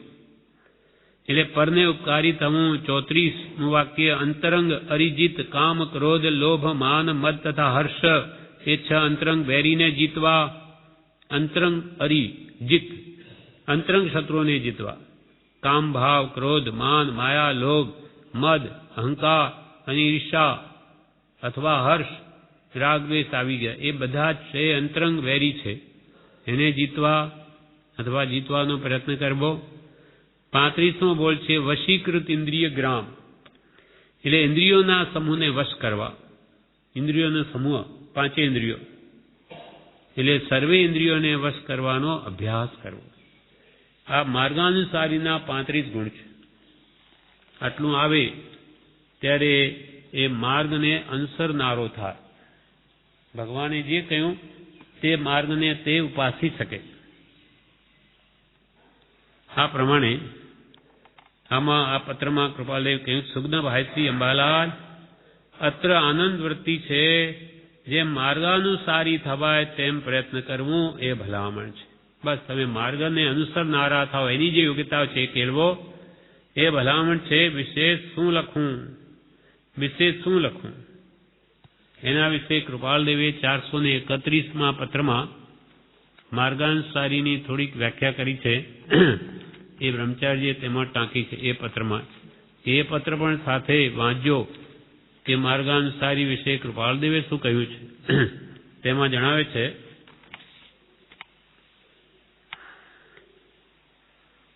કે આત્મા જે પદાર્થને તીર્થંકરે કહ્યો છે તે જ પદાર્થ તે જ સ્વરૂપે પ્રતીત થાય, તે જ પરિણામે આત્મા સાક્ષાત ભાસે, ત્યારે તેને પરમાર્થ સમ્યક તેવો શ્રી તીર્થંકરનો અભિપ્રાય છે. આત્મા જે રૂપે ભગવાન તીર્થંકરે અનુભવીને કહ્યો છે તેવો જ અનુભવ પોતાને થાય, તેને તો પરમાર્થ સંકિત કહેવાય. અને એવું સ્વરૂપ જેને ભાસ્યું છે તેવા પુરુષને વિશે નિષ્કામ શ્રદ્ધા છે, જેને તે પુરુષને બીજ રૂચિ સમ્યક છે. હવે એવું જે પરમાર્થ સ્વરૂપ જે જ્ઞાની પુરુષોને ભાસ્યું આપણા માટે પરમ કૃપાલદેવ જેવાને, તો એ પુરુષ પ્રત્યે આપણી જો નિષ્કામ ભક્તિ છે, કે સકામની ઈચ્છા વગરની માત્ર આત્માર્થે જો શ્રદ્ધા છે, તો તે પુરુષને બીજ રૂચિ સમ્યક છે. એનું બીજ વવાઈ ગયું સમકિતનું, એટલે કે વ્યવહાર સમકિત થયું. તેવા પુરુષની નિષ્કામ ભક્તિ અબાધાએ પ્રાપ્ત થાય. એવા ગુણો જે જીવમાં હોય તે જીવ માર્ગાનુસારી હોય એમ જીન કહે છે. શ્રી જિનેશ્વર ભગવાન એમ કહે છે કે એવા સાચા આત્મજ્ઞાની પુરુષો જેને પરમાત્મ સ્વરૂપનો અનુભવ થયો, એવા પુરુષો પ્રત્યે જો આપણી નિષ્કામ ભક્તિ અબાધાય છે, કોઈ પણ જાતના અંતરાય વગર માત્ર શુદ્ધ માત્ર મોક્ષ અભિલાષથી, એવા ગુણો જે જીવમાં હોય તે જીવ માર્ગાનુસારી હોય એમ જીન કહે છે. તે જીવ ભગવાનને માર્ગને અનુસારનારો હોય. એટલે ભગવાન એ સત્પુરુષના કહ્યા પ્રમાણે, એની આજ્ઞા પ્રમાણે જે ચાલતો હોય તે જ ખરો માર્ગાનુસારી છે. અને એમાં આ ગુણો આવે જે આપણે એમનો વાંચ્યા, કાં તો હોય ન હોય તો આવે. આ પ્રમાણે આ પત્ર પૂરો થયો. આગળનો પત્ર આવતીકાલે લઈશ. વચનામૃત પત્રાંગ 187 પત્રાંગ 187 મુંબઈ માગસર વદ અમાવસ સંમત 1947. આ પત્ર સૌભાગ્યભાઈ ઉપર છે. એમાં પરમ કૃપાળદેવ પોતાની દશા જણાવે છે. પહેલા તો ઉપર શીર્ષકમાં મોટા અક્ષરોમાં એમ લખ્યું, પ્રાપ્ત થયેલા સત સ્વરૂપને અભેદ ભાવે અપૂર્વ સમાધિમાં સ્મરું છું. પ્રાપ્ત થયેલા સત સ્વરૂપને, સત સ્વરૂપ, સત એટલે આત્મા, આત્મા સ્વરૂપને પ્રાપ્ત થયેલા સત સ્વરૂપને, અમને સત સ્વરૂપ પ્રાપ્ત થયું છે. તેની સાથે અભેદ ભાવે, અમારે સત સ્વરૂપમાં ભેદ રહ્યો નથી. અને અપૂર્વ સમાધિમાં સ્મરું છું. અપૂર્વ, પૂર્વે કોઈ કાળે એવી આત્મ સમાધિ પ્રાપ્ત થઈ નહીં, એવી આત્મ સમાધિ વર્તમાનમાં પ્રાપ્ત છે. તે અપૂર્વ આત્મ સમાધિમાં પોતાના શુદ્ધ આત્મ સ્વરૂપને અભેદ ભાવે સ્મરું છું. પ્રાપ્ત થયેલા સત સ્વરૂપને અભેદ ભાવે અપૂર્વ સમાધિમાં સ્મરું છું. આ બોલ્ડ લેટરમાં પત્રના ઉપર લખેલું છે. હવે લખે છે, મહાભાગ્ય શાંત મૂર્તિ જીવન મુક્ત શ્રી સૌભાગ્યભાઈ. મહાભાગ્ય ખરેખર એમના મહાભાગ્ય છે. ત્યારે આ મહાપુરુષનો યોગ થયો છે. આટલી મોટી ઉંમરે પણ આવા પરમ પુરુષ પરમાત્મા સ્વરૂપને પામેલા પુરુષનો યોગ થયો એટલે ખરેખર મહાભાગ્યશાળી છે. મહાભાગ્ય શાંત મૂર્તિ, વયોવૃદ્ધ છે. આખી જિંદગીનો અનેક પ્રકારના જેને અનુભવ છે અને જેને આત્મકલ્યાણની તીવ્ર જિજ્ઞાસા છે, શાંત થઈ ગયેલા છે. મહાભાગ્ય શાંત મૂર્તિ જીવન મુક્ત, જીવતા છતાં મુક્ત થવાની જેની કામના છે, એવા શ્રી સૌભાગભાઈ. અત્ર આપની કૃપાથી આનંદ છે. આપને નિરંતર વર્તો એ આશીષ છે. કૃપાલે શું લખે, આપની કૃપાથી અત્ર આનંદ છે.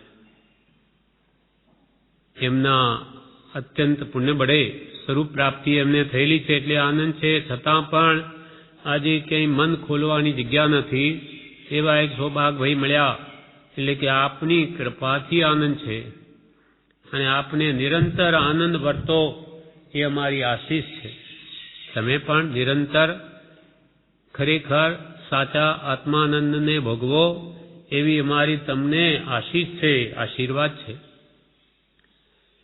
અત્ર આપની કૃપાથી આનંદ છે. આપને નિરંતર વર્તો એ આશીષ છે.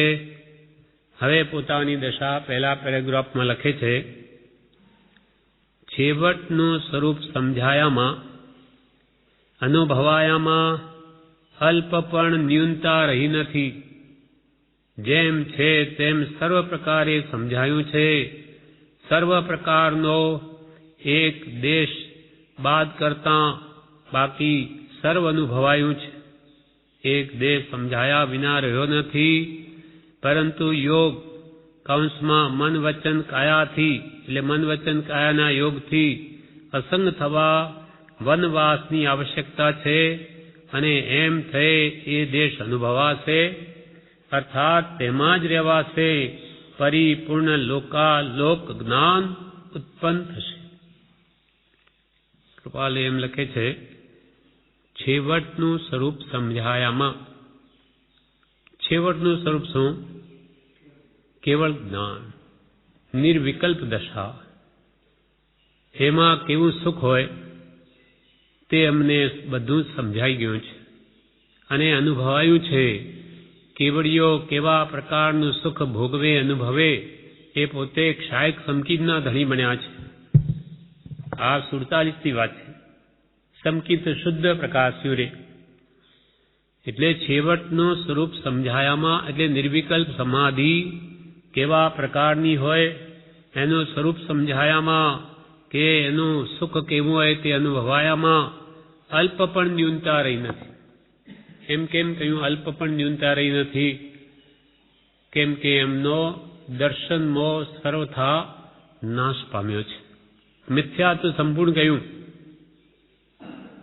મોહનીય કર્મના કૃપાલદેવે એમ લખ્યું છે, એ ભાવ અહીંયા સમજવો જરૂરી છે, તો જ આ સ્વરૂપ આપણને સમજાશે કે કર્મ તો અનંત પ્રકારના, તેમાંય મુખ્ય 8 અને તેમાંય મુખ્ય મોહનીય હણાય તે કંપા. કર્મ તો અનંત પ્રકારના, તે 8 બધા પ્રકારના કર્મોને 8 ભાગમાં ભગવાન તીર્થંકરોએ વહેંચ્યા.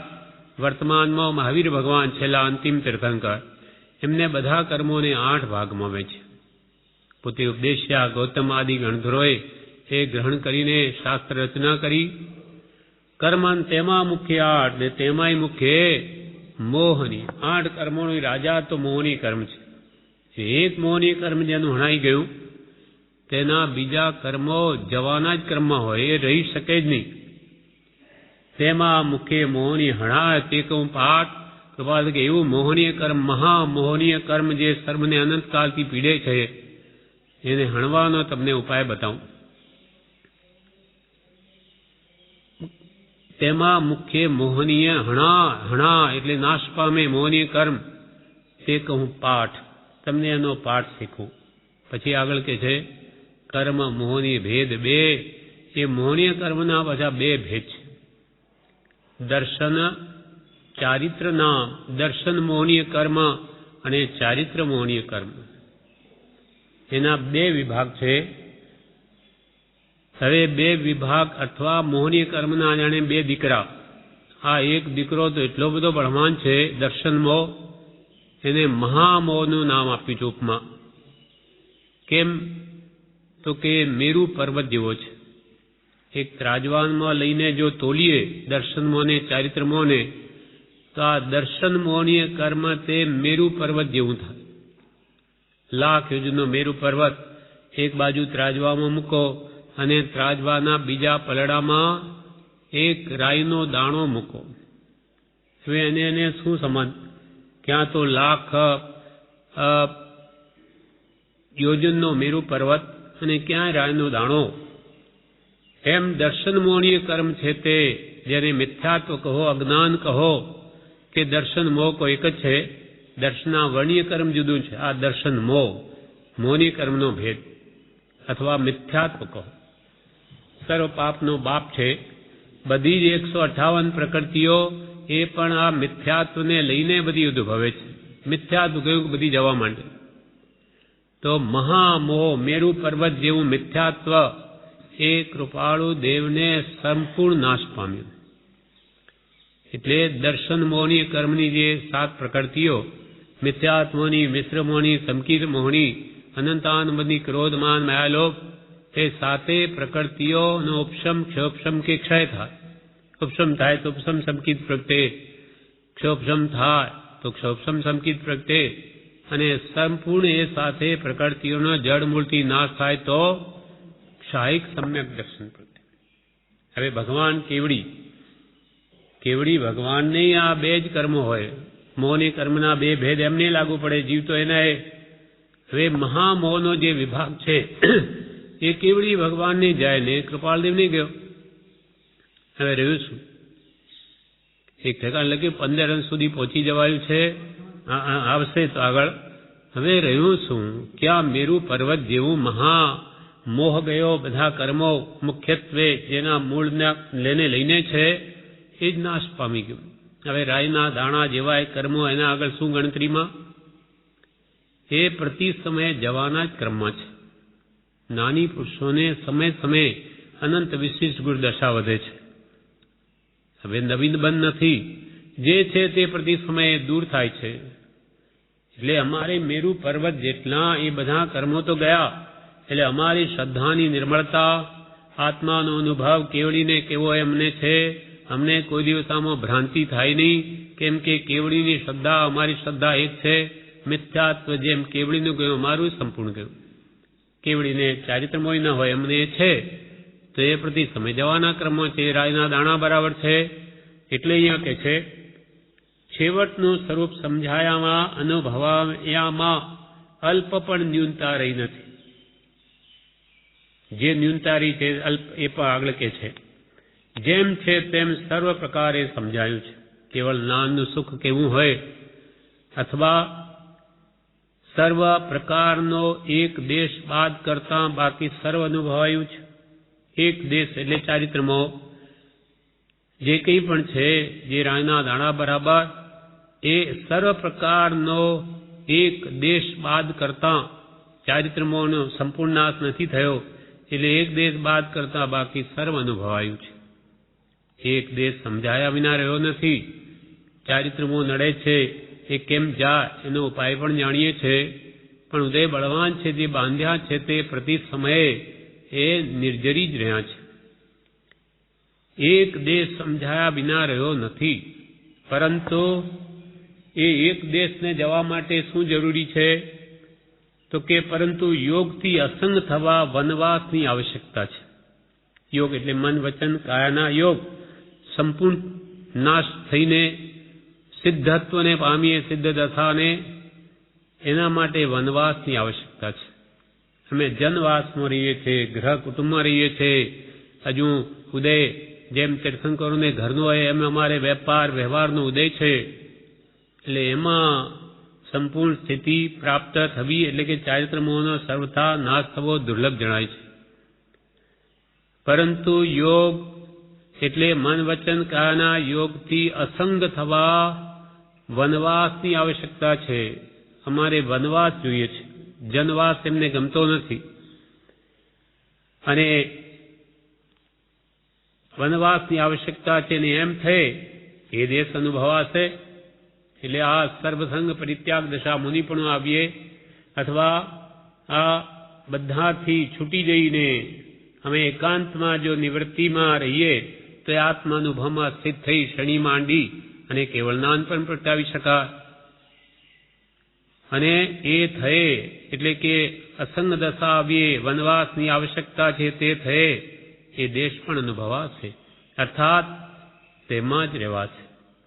ચારિત્રમો બી સંપૂર્ણ નાશ થઈ જાય, થાખ્યા ચારિત્ર પ્રગટે પછી તો એ શુદ્ધ આત્મા નિરંતર પોતાના સ્વરૂપમાં જ રમે છે.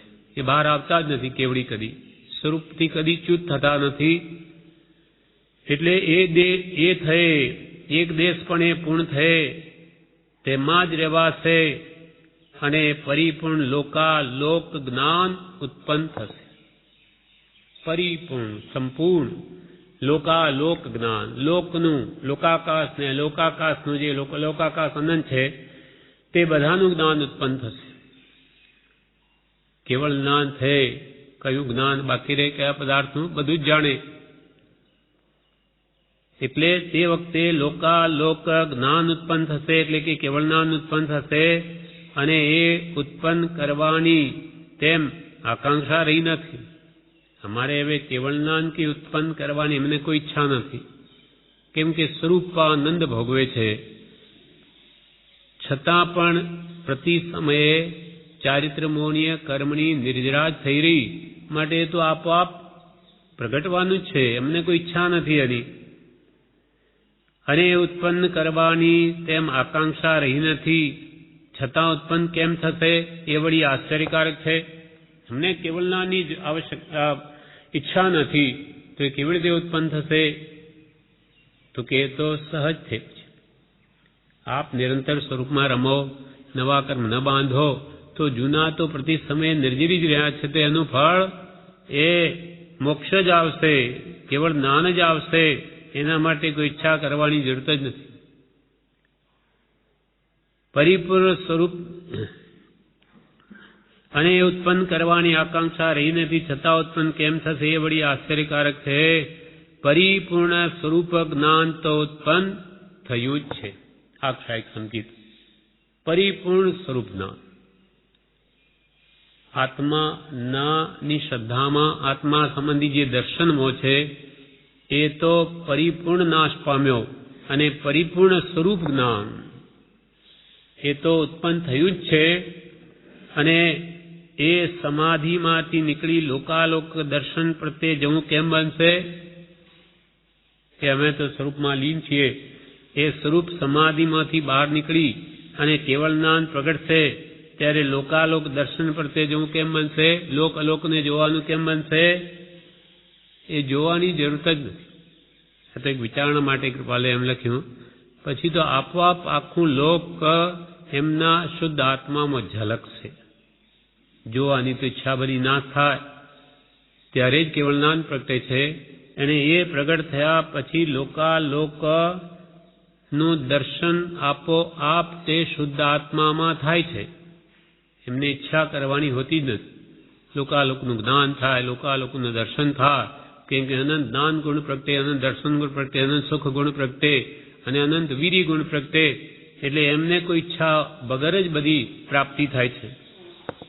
અને પરિપૂર્ણ સ્વરૂપ જ્ઞાન તો ઉત્પન્ન થયું છે અને સમાધિમાંથી નીકળી લોકાલોક દર્શન પ્રત્યે જવું કેમ બનશે? એ પણ એક મને નહીં પણ લખનારને વિકલ્પ થાય છે.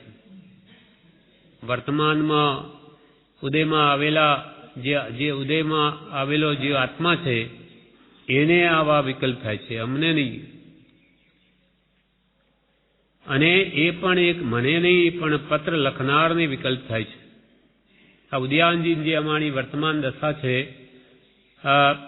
ઉદયને આધીન, તેમાં એને વિકલ્પ થાય, બાકી અમારા આત્મામાં કોઈ વિકલ્પ નથી.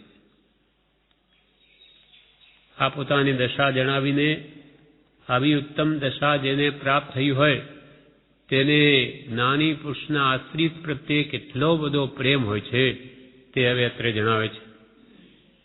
જેમ જેમ ડાળ ઉપર ફળ મોટું થાય તેમ તેમ નમે છે. વિશેષ કંઈ અહંકાર ના આવે. હવે આવી દશા ઉત્પન્ન થઈ એટલે કેવો ભાવ એમના અંતરમાં છે બીજા પેરેગ્રાફમાં લખે છે. કણબી અને કોળી જેવી જ્ઞાતિમાં પણ માર્ગને પામેલા થોડા વર્ષમાં ઘણા પુરુષો થઈ ગયા છે. તે મહાત્માઓની જનમંડળને અપિશ્ચાન હોવાને લીધે કોઈક જ તેનાથી સાર્થક સાધી શક્યું છે.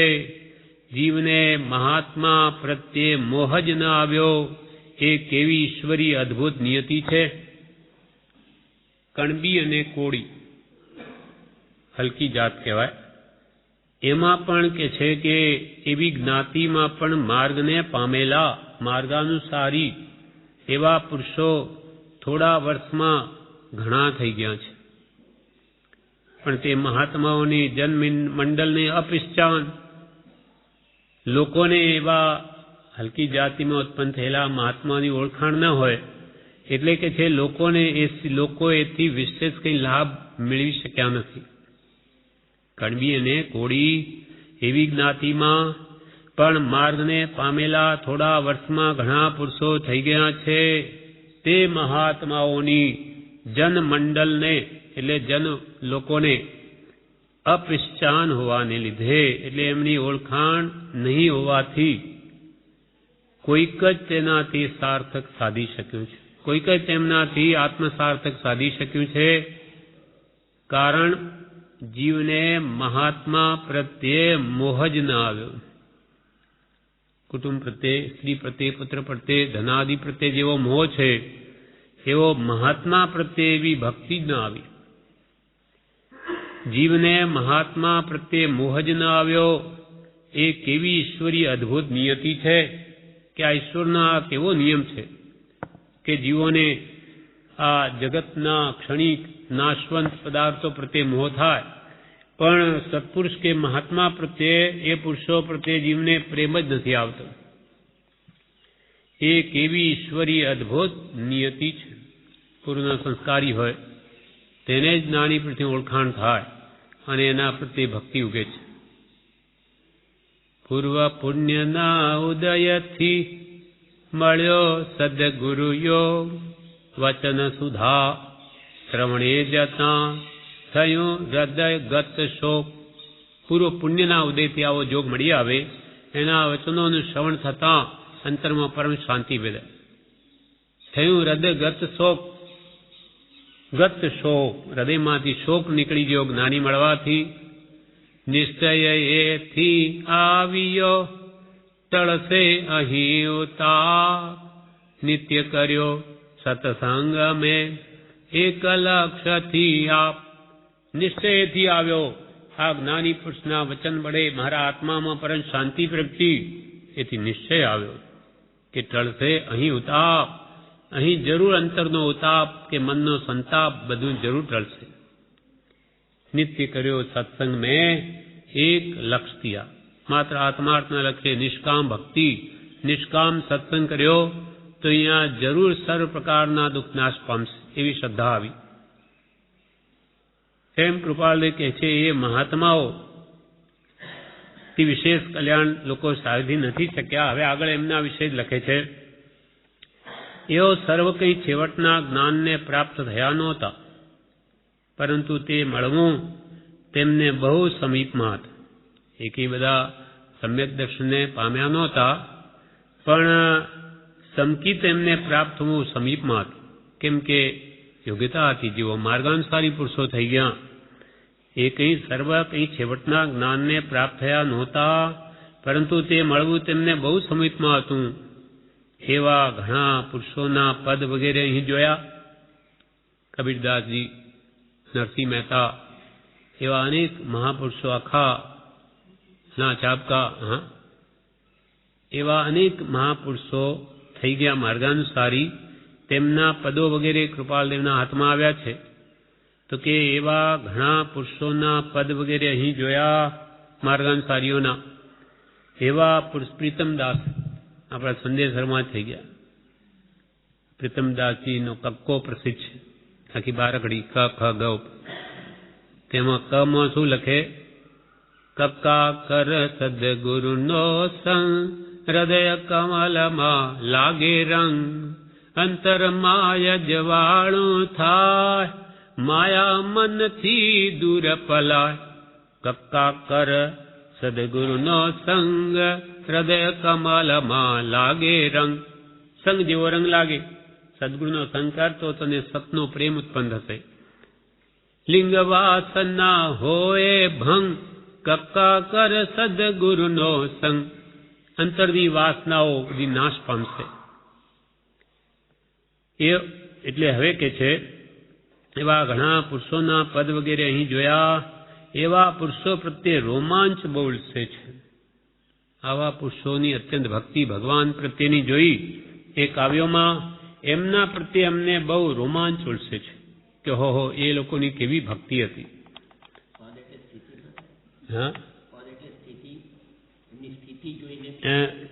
અહીંયા એક એમના ઘણા પુરુષોના પદ વગેરે ના અહીં જોયા ના જોવું એટલે જોવું પદ છે ને, એ મહાપુરુષોએ ઘણા પદો લખ્યા છે. પદો એટલે કાવ્ય. એ કાવ્યો વાંચવામાં આવ્યા ત્યારે એમની દશાનો ખ્યાલ આવે. જ્ઞાનીઓની દશા, જેમ આપણે કૃપાળદેવના આટલા બધા વચનામૃત છે કે બીજે શાસ્ત્રો છે, એનાથી આપણે એનું અંતર આત્મામાં કેવી ભાવના હતી આપણને ખ્યાલ આવે. એટલે મહાપુરુષો જે અંતરમાં હોય તે જ બહાર આવે.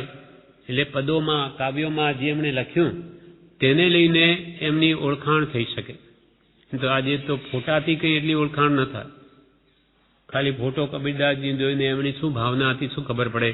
પણ એમના પદો વાંચ્યા હોય તો કે ઓહો કેવી કેવી વાતો લખી છે, અંતરથી કેવી નિર્મળતા હતી. એટલે અહીંયા એવા ઘણા પુરુષોના પદ વગેરે અહીં જોયા. એવા મહાપુરુષો પ્રત્યે રોમાંચ બહુ ઉલ્સે છે. આપણી કૃપાળદેવની વાતો કે પ્રભુ શ્રી બ્રહ્મચારીજીની વાતો વાંચીને આપણને જેમ આનંદ આવે કહો અરે શું વાત લખી છે. એવું એમને તો આવા અંતરમાં જે વેદન છે એમની ઓળખાણ છે એ ઓળખી શકે છે. એક લીટીથી પણ કોણ કેવા છે તો કે છે એમની એવી અદ્ભુત દશા, એવી માર્ગાનુસારીપણું યોગ્યતા જોઈને અમને બહુ રોમાંચ બોલશે છે. એવા મહાપુરુષો પ્રત્યે રોમાંચ બહુ ઉલ્સે છે અને જાણે નિરંતર તેવાની ચરણ સેવા જ કરીએ એક આકાંક્ષા રહે છે. પોતાને એવી અદ્ભુત દશા થઈ હવે શું કહે છે કે અમે તો એમની ચરણ સેવા કરીએ, આવા મહાત્માઓના ચરણ કમળની સેવા કરીએ, એ અમારી આકાંક્ષા રહે છે. જેમ પ્રભુશ્રી કહે, પ્રભુશ્રીને કૃપાલદેવ પ્રત્યે અત્યંત ભક્તિ છે, એટલે હવે જે કૃપાલદેવને માને કે એની ભક્તિ કરે, એમને જોઈને પ્રભુશ્રીને બહુ ઉલ્લાસ આવે છે કે હો, કૃપાલદેવને ભજે એ તો મારા માથાના મુકુટ છે. એને જોઈને એમને પૂજ્ય ભાવ થાય છે, કેમ કે કોને ભજે છે? સાચા આત્મજ્ઞાની પુરુષને ભજે તો એમનો પણ એક દિવસ એવો આવશે કે એ પણ જન્મમરણથી મુક્ત થઈને સંપૂર્ણ કેવળ જ્ઞાનને પામશે. એટલે ભગવાન કરતો એ કૃપાળુ કે જે ભક્ત પ્રત્યે એમને વિશેષ ઉલ્લાસ આવે છે. ભગવાન તો પામી ગયા, પણ આ ભક્તો આવા સતમાર્ગને આરાધતા જોઈને એમને ઘણો ઉલ્લાસ આવે. તેમ કૃપાલદેવી અહીંયા કહે, આવા પુરુષો પ્રત્યે રોમાંચ બહુ ઉલ્સે છે, અને જાણે નિરંતર તેવાની ચરણ સેવા જ કરીએ એક આકાંક્ષા રહે છે. નાની કરતા એવા મુમુક્ષુ પર અતિશય ઉલ્લાસ આવે છે.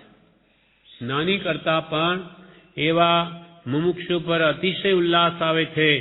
તેનું કારણ એ જ કે તેઓ જ્ઞાનીના ચરણને નિરંતર સેવે છે, અને એ જ એમનું દાસત્વ અમારું તેમના પ્રત્યે દાસત્વ થાય છે તેનું કારણ છે.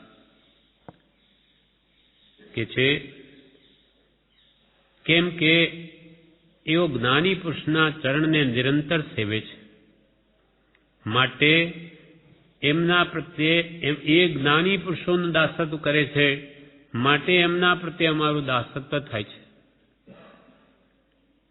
દાસ દાસ હું દાસ છું. જ્ઞાની પુરુષના દાસ મુમુક્ષુ, મુમુક્ષુની હું દાસ છું. એવો ભાવ આવશે લઘુતા, ત્યારે કામ થશે. એમના એવા મુમુક્ષુ પર અતિશય ઉલ્લાસ આવે છે, તેનું કારણ એ જ કે તેઓ જ્ઞાનીના ચરણને નિરંતર સેવે છે, અને એ જ એમનું દાસત્વ સત્પુરુષ પ્રત્યેનું અમારું તેમના પ્રત્યે દાસત્વ થાય છે તેનું કારણ છે. આ જ કારણ છે. જેમ કે દ્રષ્ટાંત છે વસ્તુપાલ તેજપાલ, જેને આબુ માઉન્ટમાં દેરાસરો બાંધ્યા, આજે જગત પ્રસિદ્ધ છે, હજારો લોકો જોવા આવે. એમણે પાણીની જેમ આમ પૈસો ખર્ચ્યો છે. જેટલો પેલો કોતરીને ભલે એની ભૂખો લાવે એના બરાબર સોનું આપ્યું છે. એ લોકોને ભગવાન પ્રત્યે એવો પ્રેમ અને ભગવાનને ભજે એના પ્રત્યે એટલી પ્રીતિ હતી. સાધર્મિક વાત્સલ્ય બહુ હતું. એટલે એમના માતાજી પણ એવા હતા. માતુશ્રીને એકવાર બહુ ધન વધ્યું એટલે દાટવા ગયેલા કે ભાઈ આ ચરુના ઘડા જમીનમાં ઘાલી દઈએ, કોઈ વાર કામ આવશે. એ ઘાલવા ગયા કે ત્યાંથી વળી ચરુ નીકળ્યા. ખાડો ખોદ્યો ત્યાંથી. માને કે અમે આ ઘાલવા જઈએ છીએ ત્યાં તો વધારે જ નીકળ્યું. તો કે તમારા પુણ્યનો ઉદય છે, આ મળ્યું છે તો એને સારા માર્ગે વાપરી નાખો, સારા કામો કરો અને ભગવાન જૈન શાસનનો ઉદ્ધાર કરો. તો એમણે આ દેરાસર બનાવ્યા કે આજે ગયા નહીં કેટલા વર્ષ થઈ ગયા, છતાં પણ આજે જગત પ્રસિદ્ધ છે. કેવું કામ કરાવ્યું છે, જાણે કે આરસ પથ્થરનો ઘોળ કરી અને જાણે રેડીને ડાઈમાંથી જાણે નહીં કાઢ્યું હોય એટલું સૂક્ષ્મ ઝીણામાં ઝીણું કામ કરાવ્યું છે. તો એ જ્યારે સાધર્મી ભાઈઓ કઈ યાત્રાથી આવતા ત્યારે કે છે કે બધાના પગ ધોવે, પગ ધોઈને બધાને જમાડે, પછી મોકલે કે હો મારા ભગવાનને ભજે. એટલો બધો એમને પ્રેમ હતો. પોતે ગમે શેઠ છીએ એવો ભાવ નહીં, બધાના ચરણકમળ ધોવે, પક્ષાળન કરીને પછી જમાડે. આવી સાધર્મીય ભક્તિ હતી. એ રીતે એક શેઠ હતા. દેખાવે સામાન્ય લાગે સાવ. પેલા બધા લોકો ગાડામાં યાત્રાએ જતા, વાહનો બીજા હતા નહીં, એટલે તે વખતે એક ગામમાં આવ્યા ત્યારે શેઠ એમ કહે કે આ પધારો અમારા ઘરે બધા જમીને જાઓ. તે શંકા પડી કે આ આમના ઘરે એમનો પહેરવેશ જોતા તો લાગે છે શું જમાડે આટલા બધા. પણ ઘરે જઈને જે એને તૈયારી કરી ને જે પ્રેમપૂર્વક આટલા બધા ઉલ્લાસથી એવું એવું કરીને જમાડ્યા તે લોકોને આનંદ થઈ ગયો કે ઓહો, પોતાના માટે કાંઈ નહીં અને બીજાના માટે સર્વસ્વ અર્પણ કરવા એ તૈયાર છે. એની સ્વામી વાત્સલ્ય ભક્તિ કેટલી, ભગવાનના આશ્રિતો પ્રત્યે કેવો ભાવ છે. એ મનુષ્યો પ્રત્યે ભાવ છે એ જ્ઞાની પ્રત્યેનો જ ભાવ છે. આપણને બધા કૃપાલને માનનારા સદા કેમ લાગે જાણે આપણા સાધર્મી ભાઈઓ, તેટલો પ્રેમ સદા પ્રત્યે ના આવે એટલો કે આ તો આપણા મુમુક્ષુ ભાઈ છે, કૃપાલને ભજનારા એટલે આપણા લાગે, એમ એ લોકોને એવો ભાવ હતો.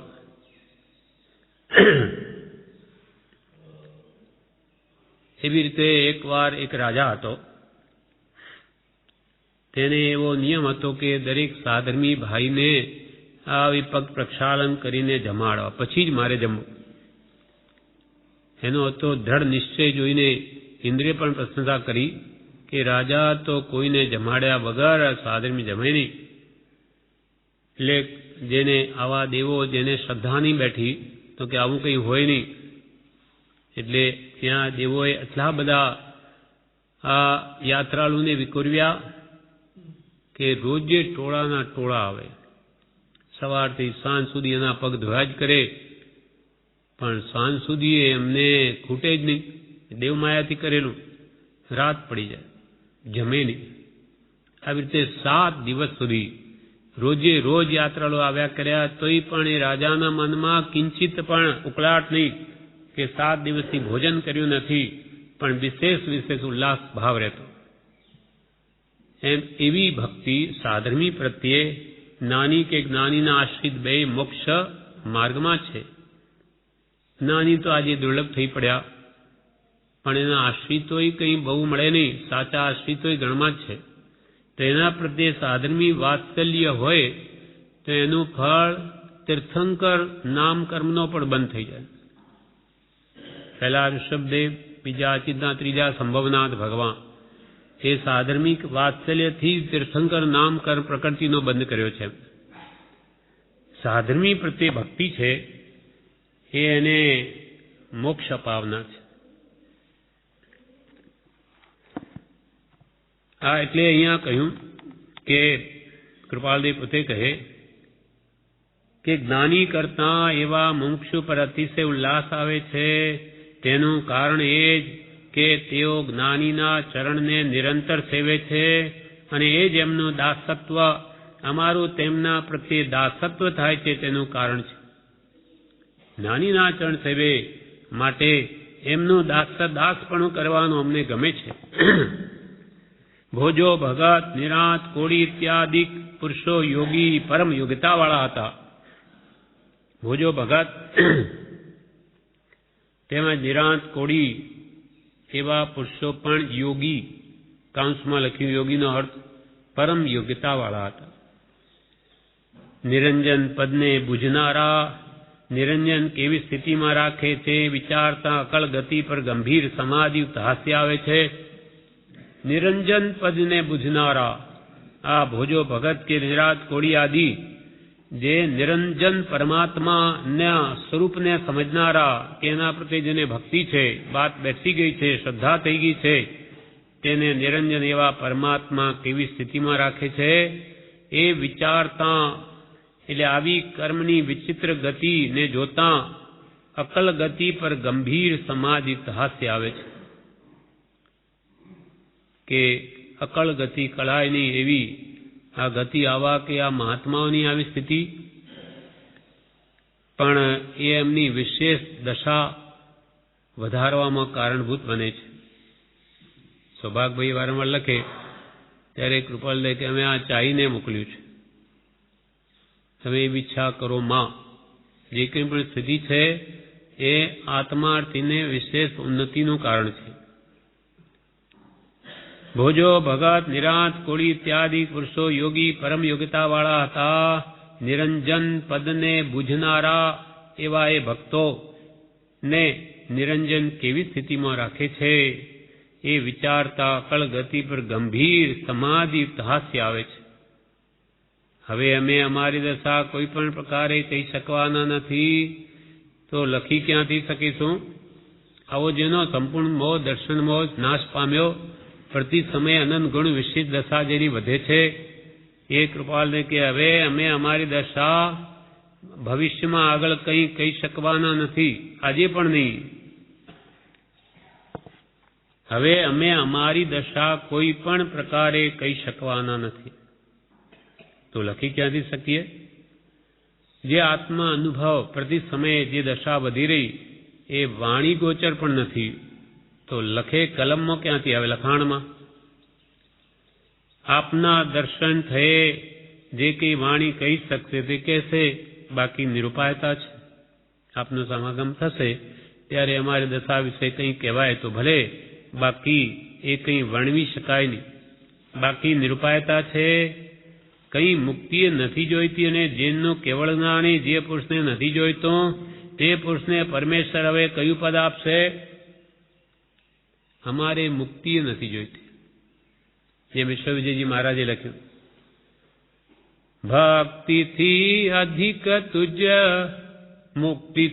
મુક્તિથી અધિક તુજ ભક્તિ મુજ મન વસી જે હસું સબળ પ્રતિબંધ લાગ્યો ચમક પાષાણ જીમ લોહને ખેંચશે મુક્તિને સહજ તુજ ભક્તિ રાગો. મુક્તિને તો આ ભક્તિનો રાગ છે ને આ બધા એની મેરે ખેંચાઈને આવશે. ઈશ્વરજી મહારાજ કહે છે અમને તો મુક્તિ કરતા ભક્તિ વધારે પ્રિય છે. મુક્તિથી અધિક તુજ ભક્તિ મુજ મન વસી જે શું સબળ પ્રતિબંધ લાગ્યો કે ભક્તિ વગર અમને ગમતું નથી એવો પ્રતિબંધ થઈ ગયો છે. બળવાન જે શું સબળ પ્રતિબંધ લાગ્યો, ચમક પાષાણ લોહ ચુંબક જેમ લોહને ખેંચે તેમ મુક્તિને સહજ તુજ ભક્તિ રાગો. તારા પ્રત્યે ભક્તિ રાગ છે તે એની મેરે મુક્તિને ખેંચીને લાવશે, અમારે નથી જોઈતી. અર્થાત આપોઆપ એ તો ભક્તિનું ફળ મુક્તિ છે જ, પણ ભક્તિ ન કરે અને ખાલી મુક્તિ માંગે તો ન મળે. એમ કૃપાલદેવ કહે બાકી નિરૂપાયતા છે, કંઈ મુક્તિએ નથી જોઈતી, અને જૈનનું કેવળ જ્ઞાન એ જે પુરુષને નથી જોઈતું. જૈનોમાં કેવળ જ્ઞાનની વ્યાખ્યા શું ચાલે? લોકાલોક પ્રકાશક જ્ઞાન. આ લોક અને અલોક બધાનું જ્ઞાન થવું એનું નામ કેવળ જ્ઞાન. જ્યારે કૃપાળુદેવે વાસ્તવિક વ્યાખ્યા શું કરી એ પણ ખોટી નથી. લોકાલોક જ્ઞાન આપોઆપ થાય છે, પણ ખરી કેવળ જ્ઞાનની વ્યાખ્યા તો કેવળ નિજ સ્વભાવનું અખંડ વરતે જ્ઞાન કહીએ. કેવળ જ્ઞાન તે દેહ છતાં નિર્વાણ. કેવળ નિજ સ્વભાવનું પોતાના શુદ્ધ આત્મ સ્વભાવનું અખંડ વર્તે જ્ઞાન, કોઈ કાળે ખંડિત ન થાય, નિરંતર પોતાના શુદ્ધ સહજાત્મ સ્વરૂપમાં જ રમે સર્વકાળને માટે અખંડ વર્તે જ્ઞાન કહીએ. કેવળ નિજ સ્વભાવનું અખંડ વર્તે જ્ઞાન કહીએ. કેવળ જ્ઞાન તે દેહ છતાં નિર્વાણ હોય, દેહમાં શરીરમાં છતાંય જીવતા છતાં મુક્ત નિર્વાણ મોક્ષને પામી ગયા. એટલે સત્પુરુષ એ જંગમ મોક્ષ સ્વરૂપ છે, હાલતો ચાલતો મોક્ષ છે. જીવન મુક્ત દશા જેને થઈ ગઈ હોય એમ દર્શનમાં ગયો ત્યાં એવી સ્થિતિ 15 અંશે તો પહોંચાઈ દેવાય છે, પછી એક ખાલી ચારિત્રમાં રહે છે. એટલે એ કંઈ આપના મુક્તિએ નથી જોઈતી, અને જૈનનું કેવળનાને જે પુરુષને નથી જોઈતો તે પુરુષને પરમેશ્વર કયું પદ આપશે? કયું પદ આપશે? એ જ આવશે. તમે નહીં માગો તો એનું ફળ જ છે, અને માગે જ નહીં. જ્યાં સંપૂર્ણ ઈચ્છાઓનો નાશ થઈ જ કેવળનાન પ્રગટે છે. રાગનો અનંતાંશ પણ હોય ત્યાં સુધી કંઈ કેવળનાન પ્રગટે નહીં. સંપૂર્ણ ઈચ્છાઓનો નાશ થાય ત્યારે જ કેવળ જ્ઞાન પ્રગટે છે. એ કંઈ આપના વિચારમાં આવે છે? કૃપાલદેવ સૌભાગભાઈને પૂછે કે હવે અમારે આ કંઈ જોઈતું નથી, મુક્તિએ તો તે પુરુષને હવે પરમેશ્વર કયું પદ આપશે? એ કંઈ આપના વિચારમાં આવે છે? આવે તો આશ્ચર્ય પામજો, નહીં તો અહીંથી કોઈ રીતે કંઈ બહાર કાઢી શકાય તેમ બને તેમ લાગતું નથી.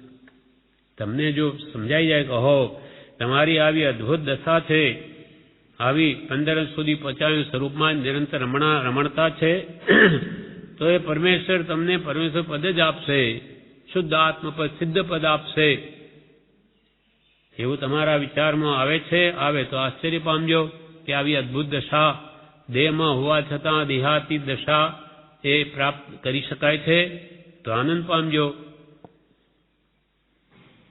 એ કંઈ આપના વિચારમાં આવે છે? પ્રશ્ન વિરામ. આવે તો આશ્ચર્ય પામજો, નહીં તો અહીંથી તો કોઈ રીતે કંઈ બહાર કાઢી શકાય તેમ બને તેવું લાગતું નથી. અમે કોઈ રીતે અમારી દશા આવે કહી શકીએ વાણી દ્વારા કે લખી શકીએ એમ બનવાનું નથી. આપ જે કંઈ હવે આગળનો બીજો પેરેગ્રાફ, આ વાત પૂરી થઈ. હવે કહે છે આપ જે કંઈ વ્યવહાર પર ધર્મ પ્રશ્નો બીડો છો તે ઉપર લક્ષ્ય અપાતું નથી, તેના અક્ષર પણ પૂરા વાંચવા લક્ષ જતું નથી, તો પછી તેનો ઉત્તર ન લખી શકાયો હોય તો આપ શા માટે રાહ જુઓ છો? અર્થાત તે હવે ક્યારે બનશે તે કંઈ કલ્પી શકાતું નથી. આપ જે કંઈ વ્યવહાર ધર્મ, નિશ્ચય ધર્મને વ્યવહાર ધર્મ, વ્યવહાર ધર્મ વિશે જે કંઈ કેમ વર્તન કરવું, જપ તપ આદિ કોઈ પણ ક્રિયાઓ કેમ જ્ઞાનપૂર્વક કરવી આદિ જે કંઈ પણ તમે સંબંધી પ્રશ્ન બીડો છો તે ઉપર હમણાં તો લક્ષ અપાતું નથી, કેમ કે એવી આત્માકાર સ્થિતિ છે એટલે બહાર આવવું જ ગમતું નથી. આપ જે કંઈ વ્યવહાર ધર્મ પ્રશ્નો બીડો છો તે ઉપર લક્ષ અપાતું નથી, તેના અક્ષર પણ પૂરા વાંચવા લક્ષ જતું નથી, તો પછી તેનો ઉત્તર ન લખી શકાયો હોય તો આપ શા માટે રાહ જુઓ છો કે મેં પૂરું તમારું કાગળ પણ વાંચવાને એમને મન થતું નથી, તો એનો ઉત્તર અમે નહીં લખ્યા શક્યા હોઈએ તો તમે શા માટે રાહ જુઓ છો? અર્થાત તે હવે ક્યારે બનશે એ કંઈ કલ્પી શકાતું નથી. હવે અમારું ક્યારે ઉદય આવશે ત્યારે એના પ્રશ્નનો જવાબ લખાશે, પણ હમણાં એ સ્થિતિ નથી. વારંવાર જણાવો છો આતુરતા દર્શન માટે બહુ છે, પરંતુ પંચમ કાળ મહાવીર દેવે કહ્યો છે, કલિયુગ વ્યાસ ભગવાને કહ્યો છે તે ક્યાંથી સાથે રહેવા દે, અને દે તો આપને ઉપાધિયુક્ત શા માટે ન રાખે? નવા પેરેગ્રાફમાં કૃપાલે જણાવ્યું છે સૌભાગભાઈને કે તમે વારંવાર એમ જણાવો છો અને આતુરતા દર્શન માટે તમને બહુ છે. કૃપાલજીના દર્શન માટે સૌભાગભાઈને ઘણી આતુરતા છે, પરંતુ પંચમ કાળ મહાવીર દેવે કહ્યો છે. ભગવાન મહાવીરે તો આ કાળને પંચમ કાળ કહ્યો છે. ઊંડા અવસર પીડી જ્યાં સત્સંગનો અભાવ જેવો કાળ છે ત્યાં તમને અમારા સમાગમો કેમ રાખે? પરંતુ પંચમ કાળ તમે આતુરતા દર્શન માટે બહુ છે, પરંતુ પંચમ કાળ મહાવીર દેવે કહ્યો છે અને કલિયુગ વ્યાસ ભગવાને કહ્યો છે. વેદાંતમાં થયેલા વ્યાસ મુનિ તેમને અને કલિયુગ કહ્યો છે, પાપનો યુગ કહ્યો છે આ સમયને, તો તે ક્યાંથી સાથે રહેવા દે? તો આપણે બેનો યોગ થઈને આપણે સત્સંગ ભક્તિ જ કરીએ એવું ક્યાંથી બને? તે ક્યાંથી સાથે રહેવા દે આપણને, અને દે તો આપને ઉપાધિયુક્ત શા માટે ન રાખે?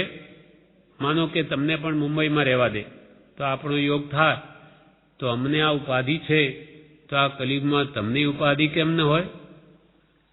કાળ જ વિપરીત છે. એટલે તમે પણ અહીંયા આવો તો તમને ઉપાધિ હોય, ત્યારે પણ આ જ ઉપાધિ, પાછા બે ઉપાધિમાં ગ્રસ્ત હોય તો મુંબઈમાં હોવા છતાંય મળાય નહીં, અને તમે દૂર છો, અમે અહીંયા ઉપાધિમાં છીએ તોય સંગ થતો નથી. એટલે આ કલિયુગના કારણે એવી જોગવાઈ મળવી જ મુશ્કેલ છે. વારંવાર જણાવો છો આતુરતા દર્શન માટે બહુ છે, પરંતુ પંચમ કાળ મહાવીર દેવે કહ્યો છે, કલયુગ વ્યાસ ભગવાને કહ્યો છે, તે ક્યાંથી સાથે રહેવા દે અને દે, માનો કે સાથે રહેવા દે અને દે તો આપને ઉપાધિયુક્ત શા માટે ન રાખે? તમને માનો યા મુંબઈમાં સાથે રહેવા દે તો તમને ઉપાધિમાં ગ્રસ્ત કરી દે, એવા કલયુગનો પ્રભાવ છે. આ ભૂમિકા ઉપાધિની શોભાનું સંગ્રહ સ્થાન છે. અમે આ મુંબઈમાં રહીએ છીએ એટલે ઉપાધિનું જાણે સંગ્રહ સ્થાન ન હોય, સંગ્રહાલય કે ઉપાધિ કેવી હોય તો અહીંયા આવો જુઓ કે કેટલું કામ છે. હા, અમારી જે ભૂમિકા છે કૃપાલદેવ કે એ ઉપાધિની શોભાનું સંગ્રહ સ્થાન છે. કેટલા બધા કામો કરવા પડે છે, કેટલી બધી ટપાલ આવતી હોય એમને, ફટફટ માણસ રાખેલા એને જવાબ આપીને કૃપાલ એક એક કામ પતાવતા જાય. જેટલું વહેલું પતે ને પાછા એમને તો પોતાના સ્વરૂપની સંભાળ લેવી છે. એટલે આવો ન છૂટકે કરવું પડે, શીઘ્ર પતાવીને પાછા સ્વરૂપ લક્ષ ચિંતન ધ્યાનમાં પાછા મગ્ન થઈ જાય. ખીમજી વગેરેને એકવાર આપનો સત્સંગ થાય તો જ્યાં એક લક્ષ કરવો જોઈએ છે ત્યાં થાય, નહીં તો થવો દુર્લભ છે. કારણ કે અમારી હાલ બાહ્ય વૃત્તિ ઓછી છે. અંતમાં લખે છે ખીમજીભાઈને લખ્યું છે કે તમને જેવી જ્ઞાનની પીપાસા છે તેવી ભક્તિની નથી, તો તમારે ભક્તિ વગર જ્ઞાન મેળવીને શું કરવું છે? શું લોકોને બતાવીને માન મેળવવું છે? કેમ કે પરમ પ્રેમ ભક્તિ વિના જ્ઞાન શૂન્ય છે. ખીમજીભાઈને લખે તમને પહેલા ભક્તિ લાવો, નહીં તો આ જાણેલું બધું શું કામનું? બધું ઉડતું બંધનનું કારણ થશે. લોકોને વાત કરીને કે જાણે હું સમજી ગયો એમ અહંકાર આવી ગયો તો વધારે મરો છે. એટલે ભક્તિ લાવો તો જ્ઞાન પરિણમે. પરમ પ્રેમ રૂપ ભક્તિ વિના જ્ઞાન શૂન્ય છે, મીંડું. ગમે એટલું જ્ઞાન હોય એ બધા મીંડા, અને ભક્તિ સહિત હોય તો એકડો, ભક્તિ પોતે એકડો છે. પછી જેટલા મીંડા હોય એ ઉપયોગી થાય. ભગવાનના ગુણો પ્રત્યે પ્રેમ હોય તો એ ગુણો પ્રગટાવવા માટે જ્ઞાન ઉપયોગી છે કે કેમ ગુણો પ્રત્યે કેમ દોષો જાય. પણ ગુણો પ્રાપ્ત કરવાનો લક્ષ્ય જ ન હોય તો પછી લક્ષ્ય માત્ર જગતને દેખાડવાનો જ થયો.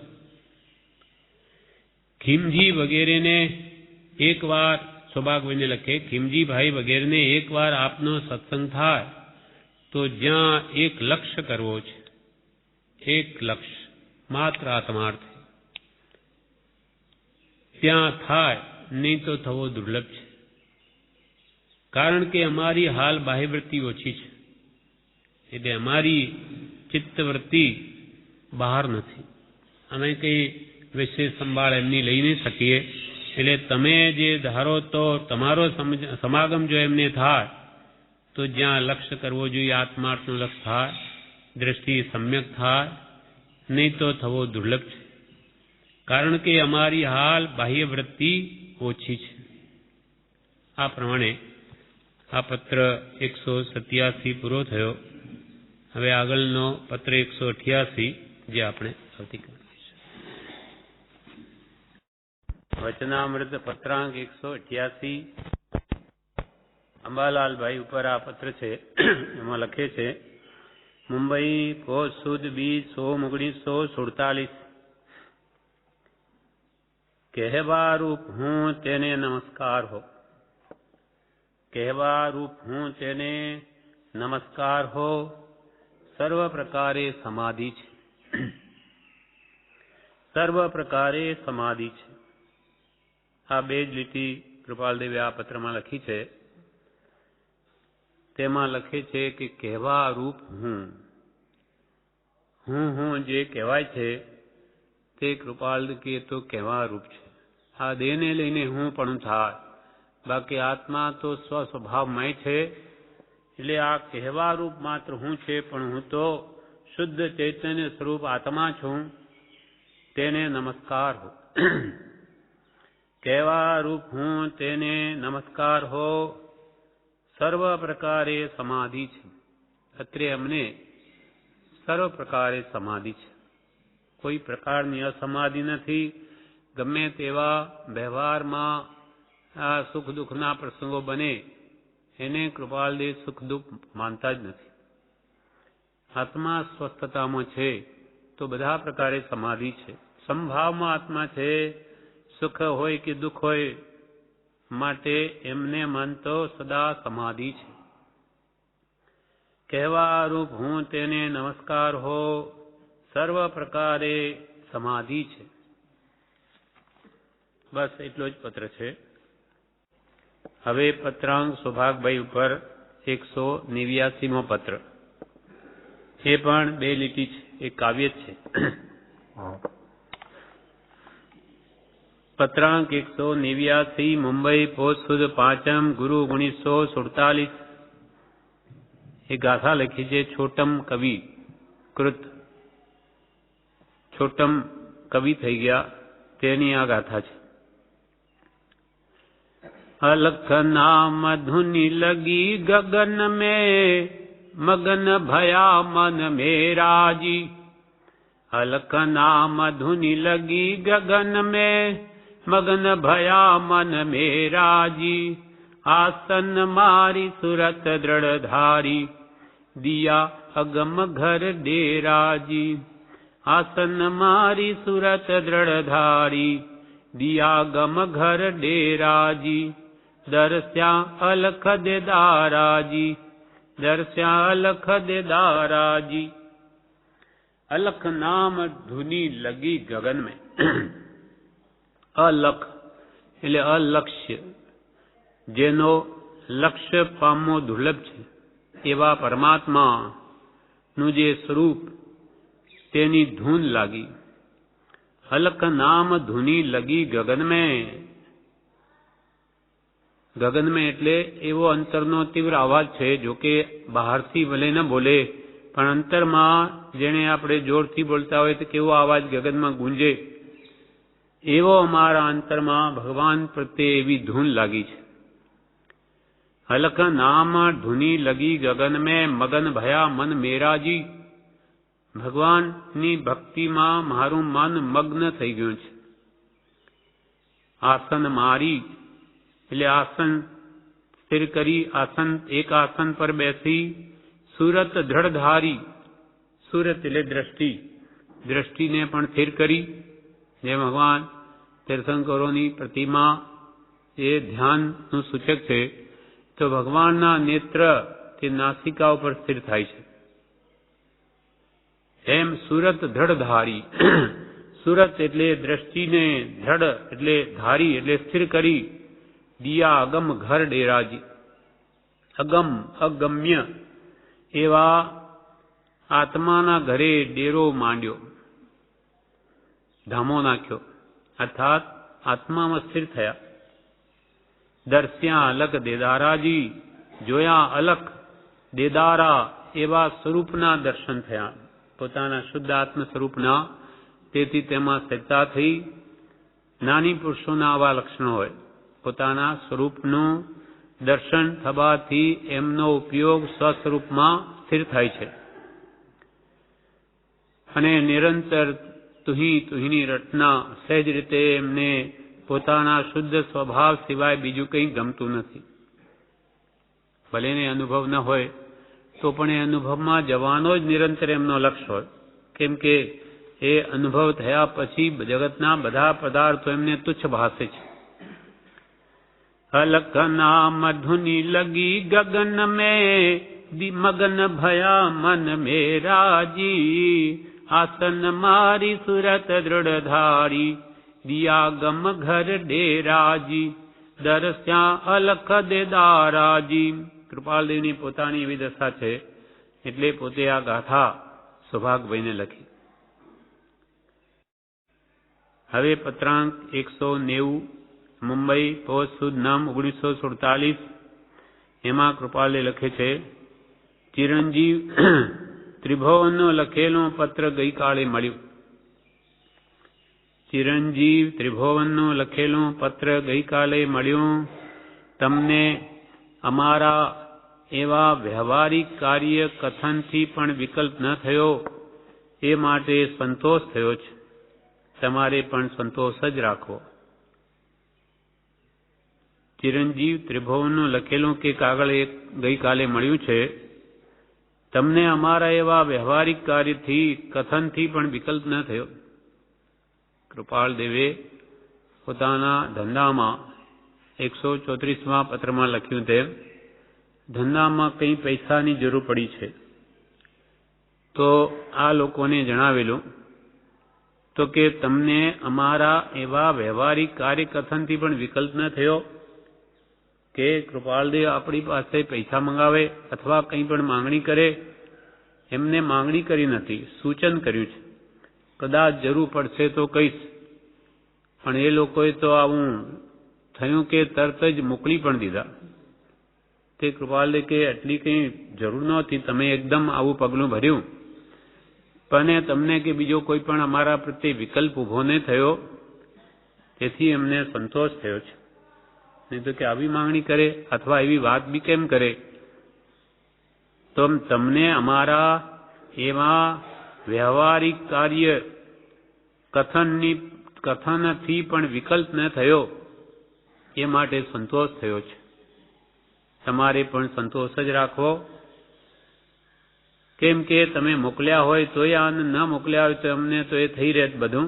આ તો ખાલી જણાવેલું તો તમે તો એકદમ પગલું જ ભરી દીધું. પૂર્વા પર અસમાધિ રૂપ થાય તે ન કરવાની શિક્ષા પ્રથમ પણ આપી છે. એટલે આગળ પાછળ આત્મામાં અસ્થિરતા અમને છે નહીં, પણ તમને ન થાય એ શિક્ષા અમે પહેલા પણ આપી છે.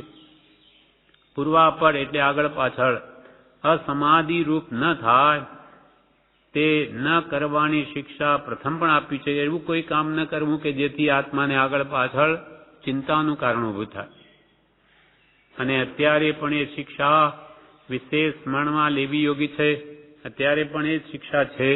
કોઈ પણ આગળ પાછળ આપણા મનમાં ઊંચું નીચું થાય એવું કામ કરવું જ નહીં.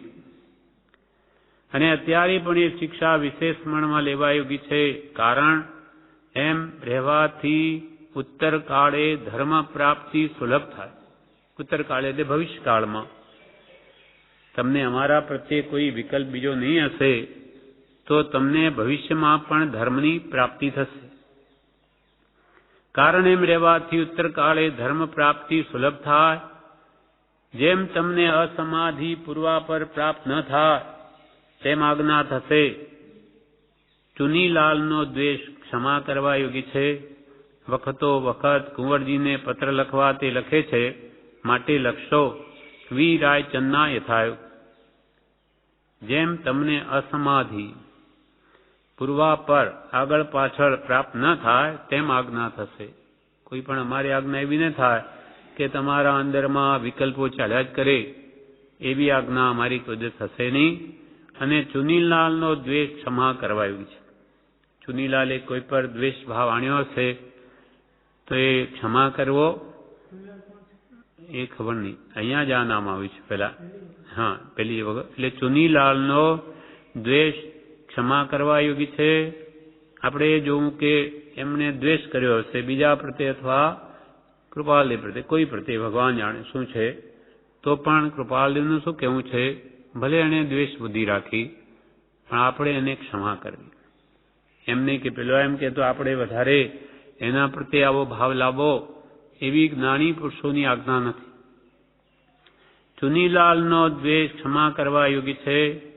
વખતો વખત કુંવરજીને પત્ર લખવા તે લખે છે. ચુનીલાલ કુંવરજીને વખતો વખત લખે છે પત્ર લખવા, માટે લખશો. માટે એમને પત્ર લખ્યો. બી રાયચંદના યથાયોગ.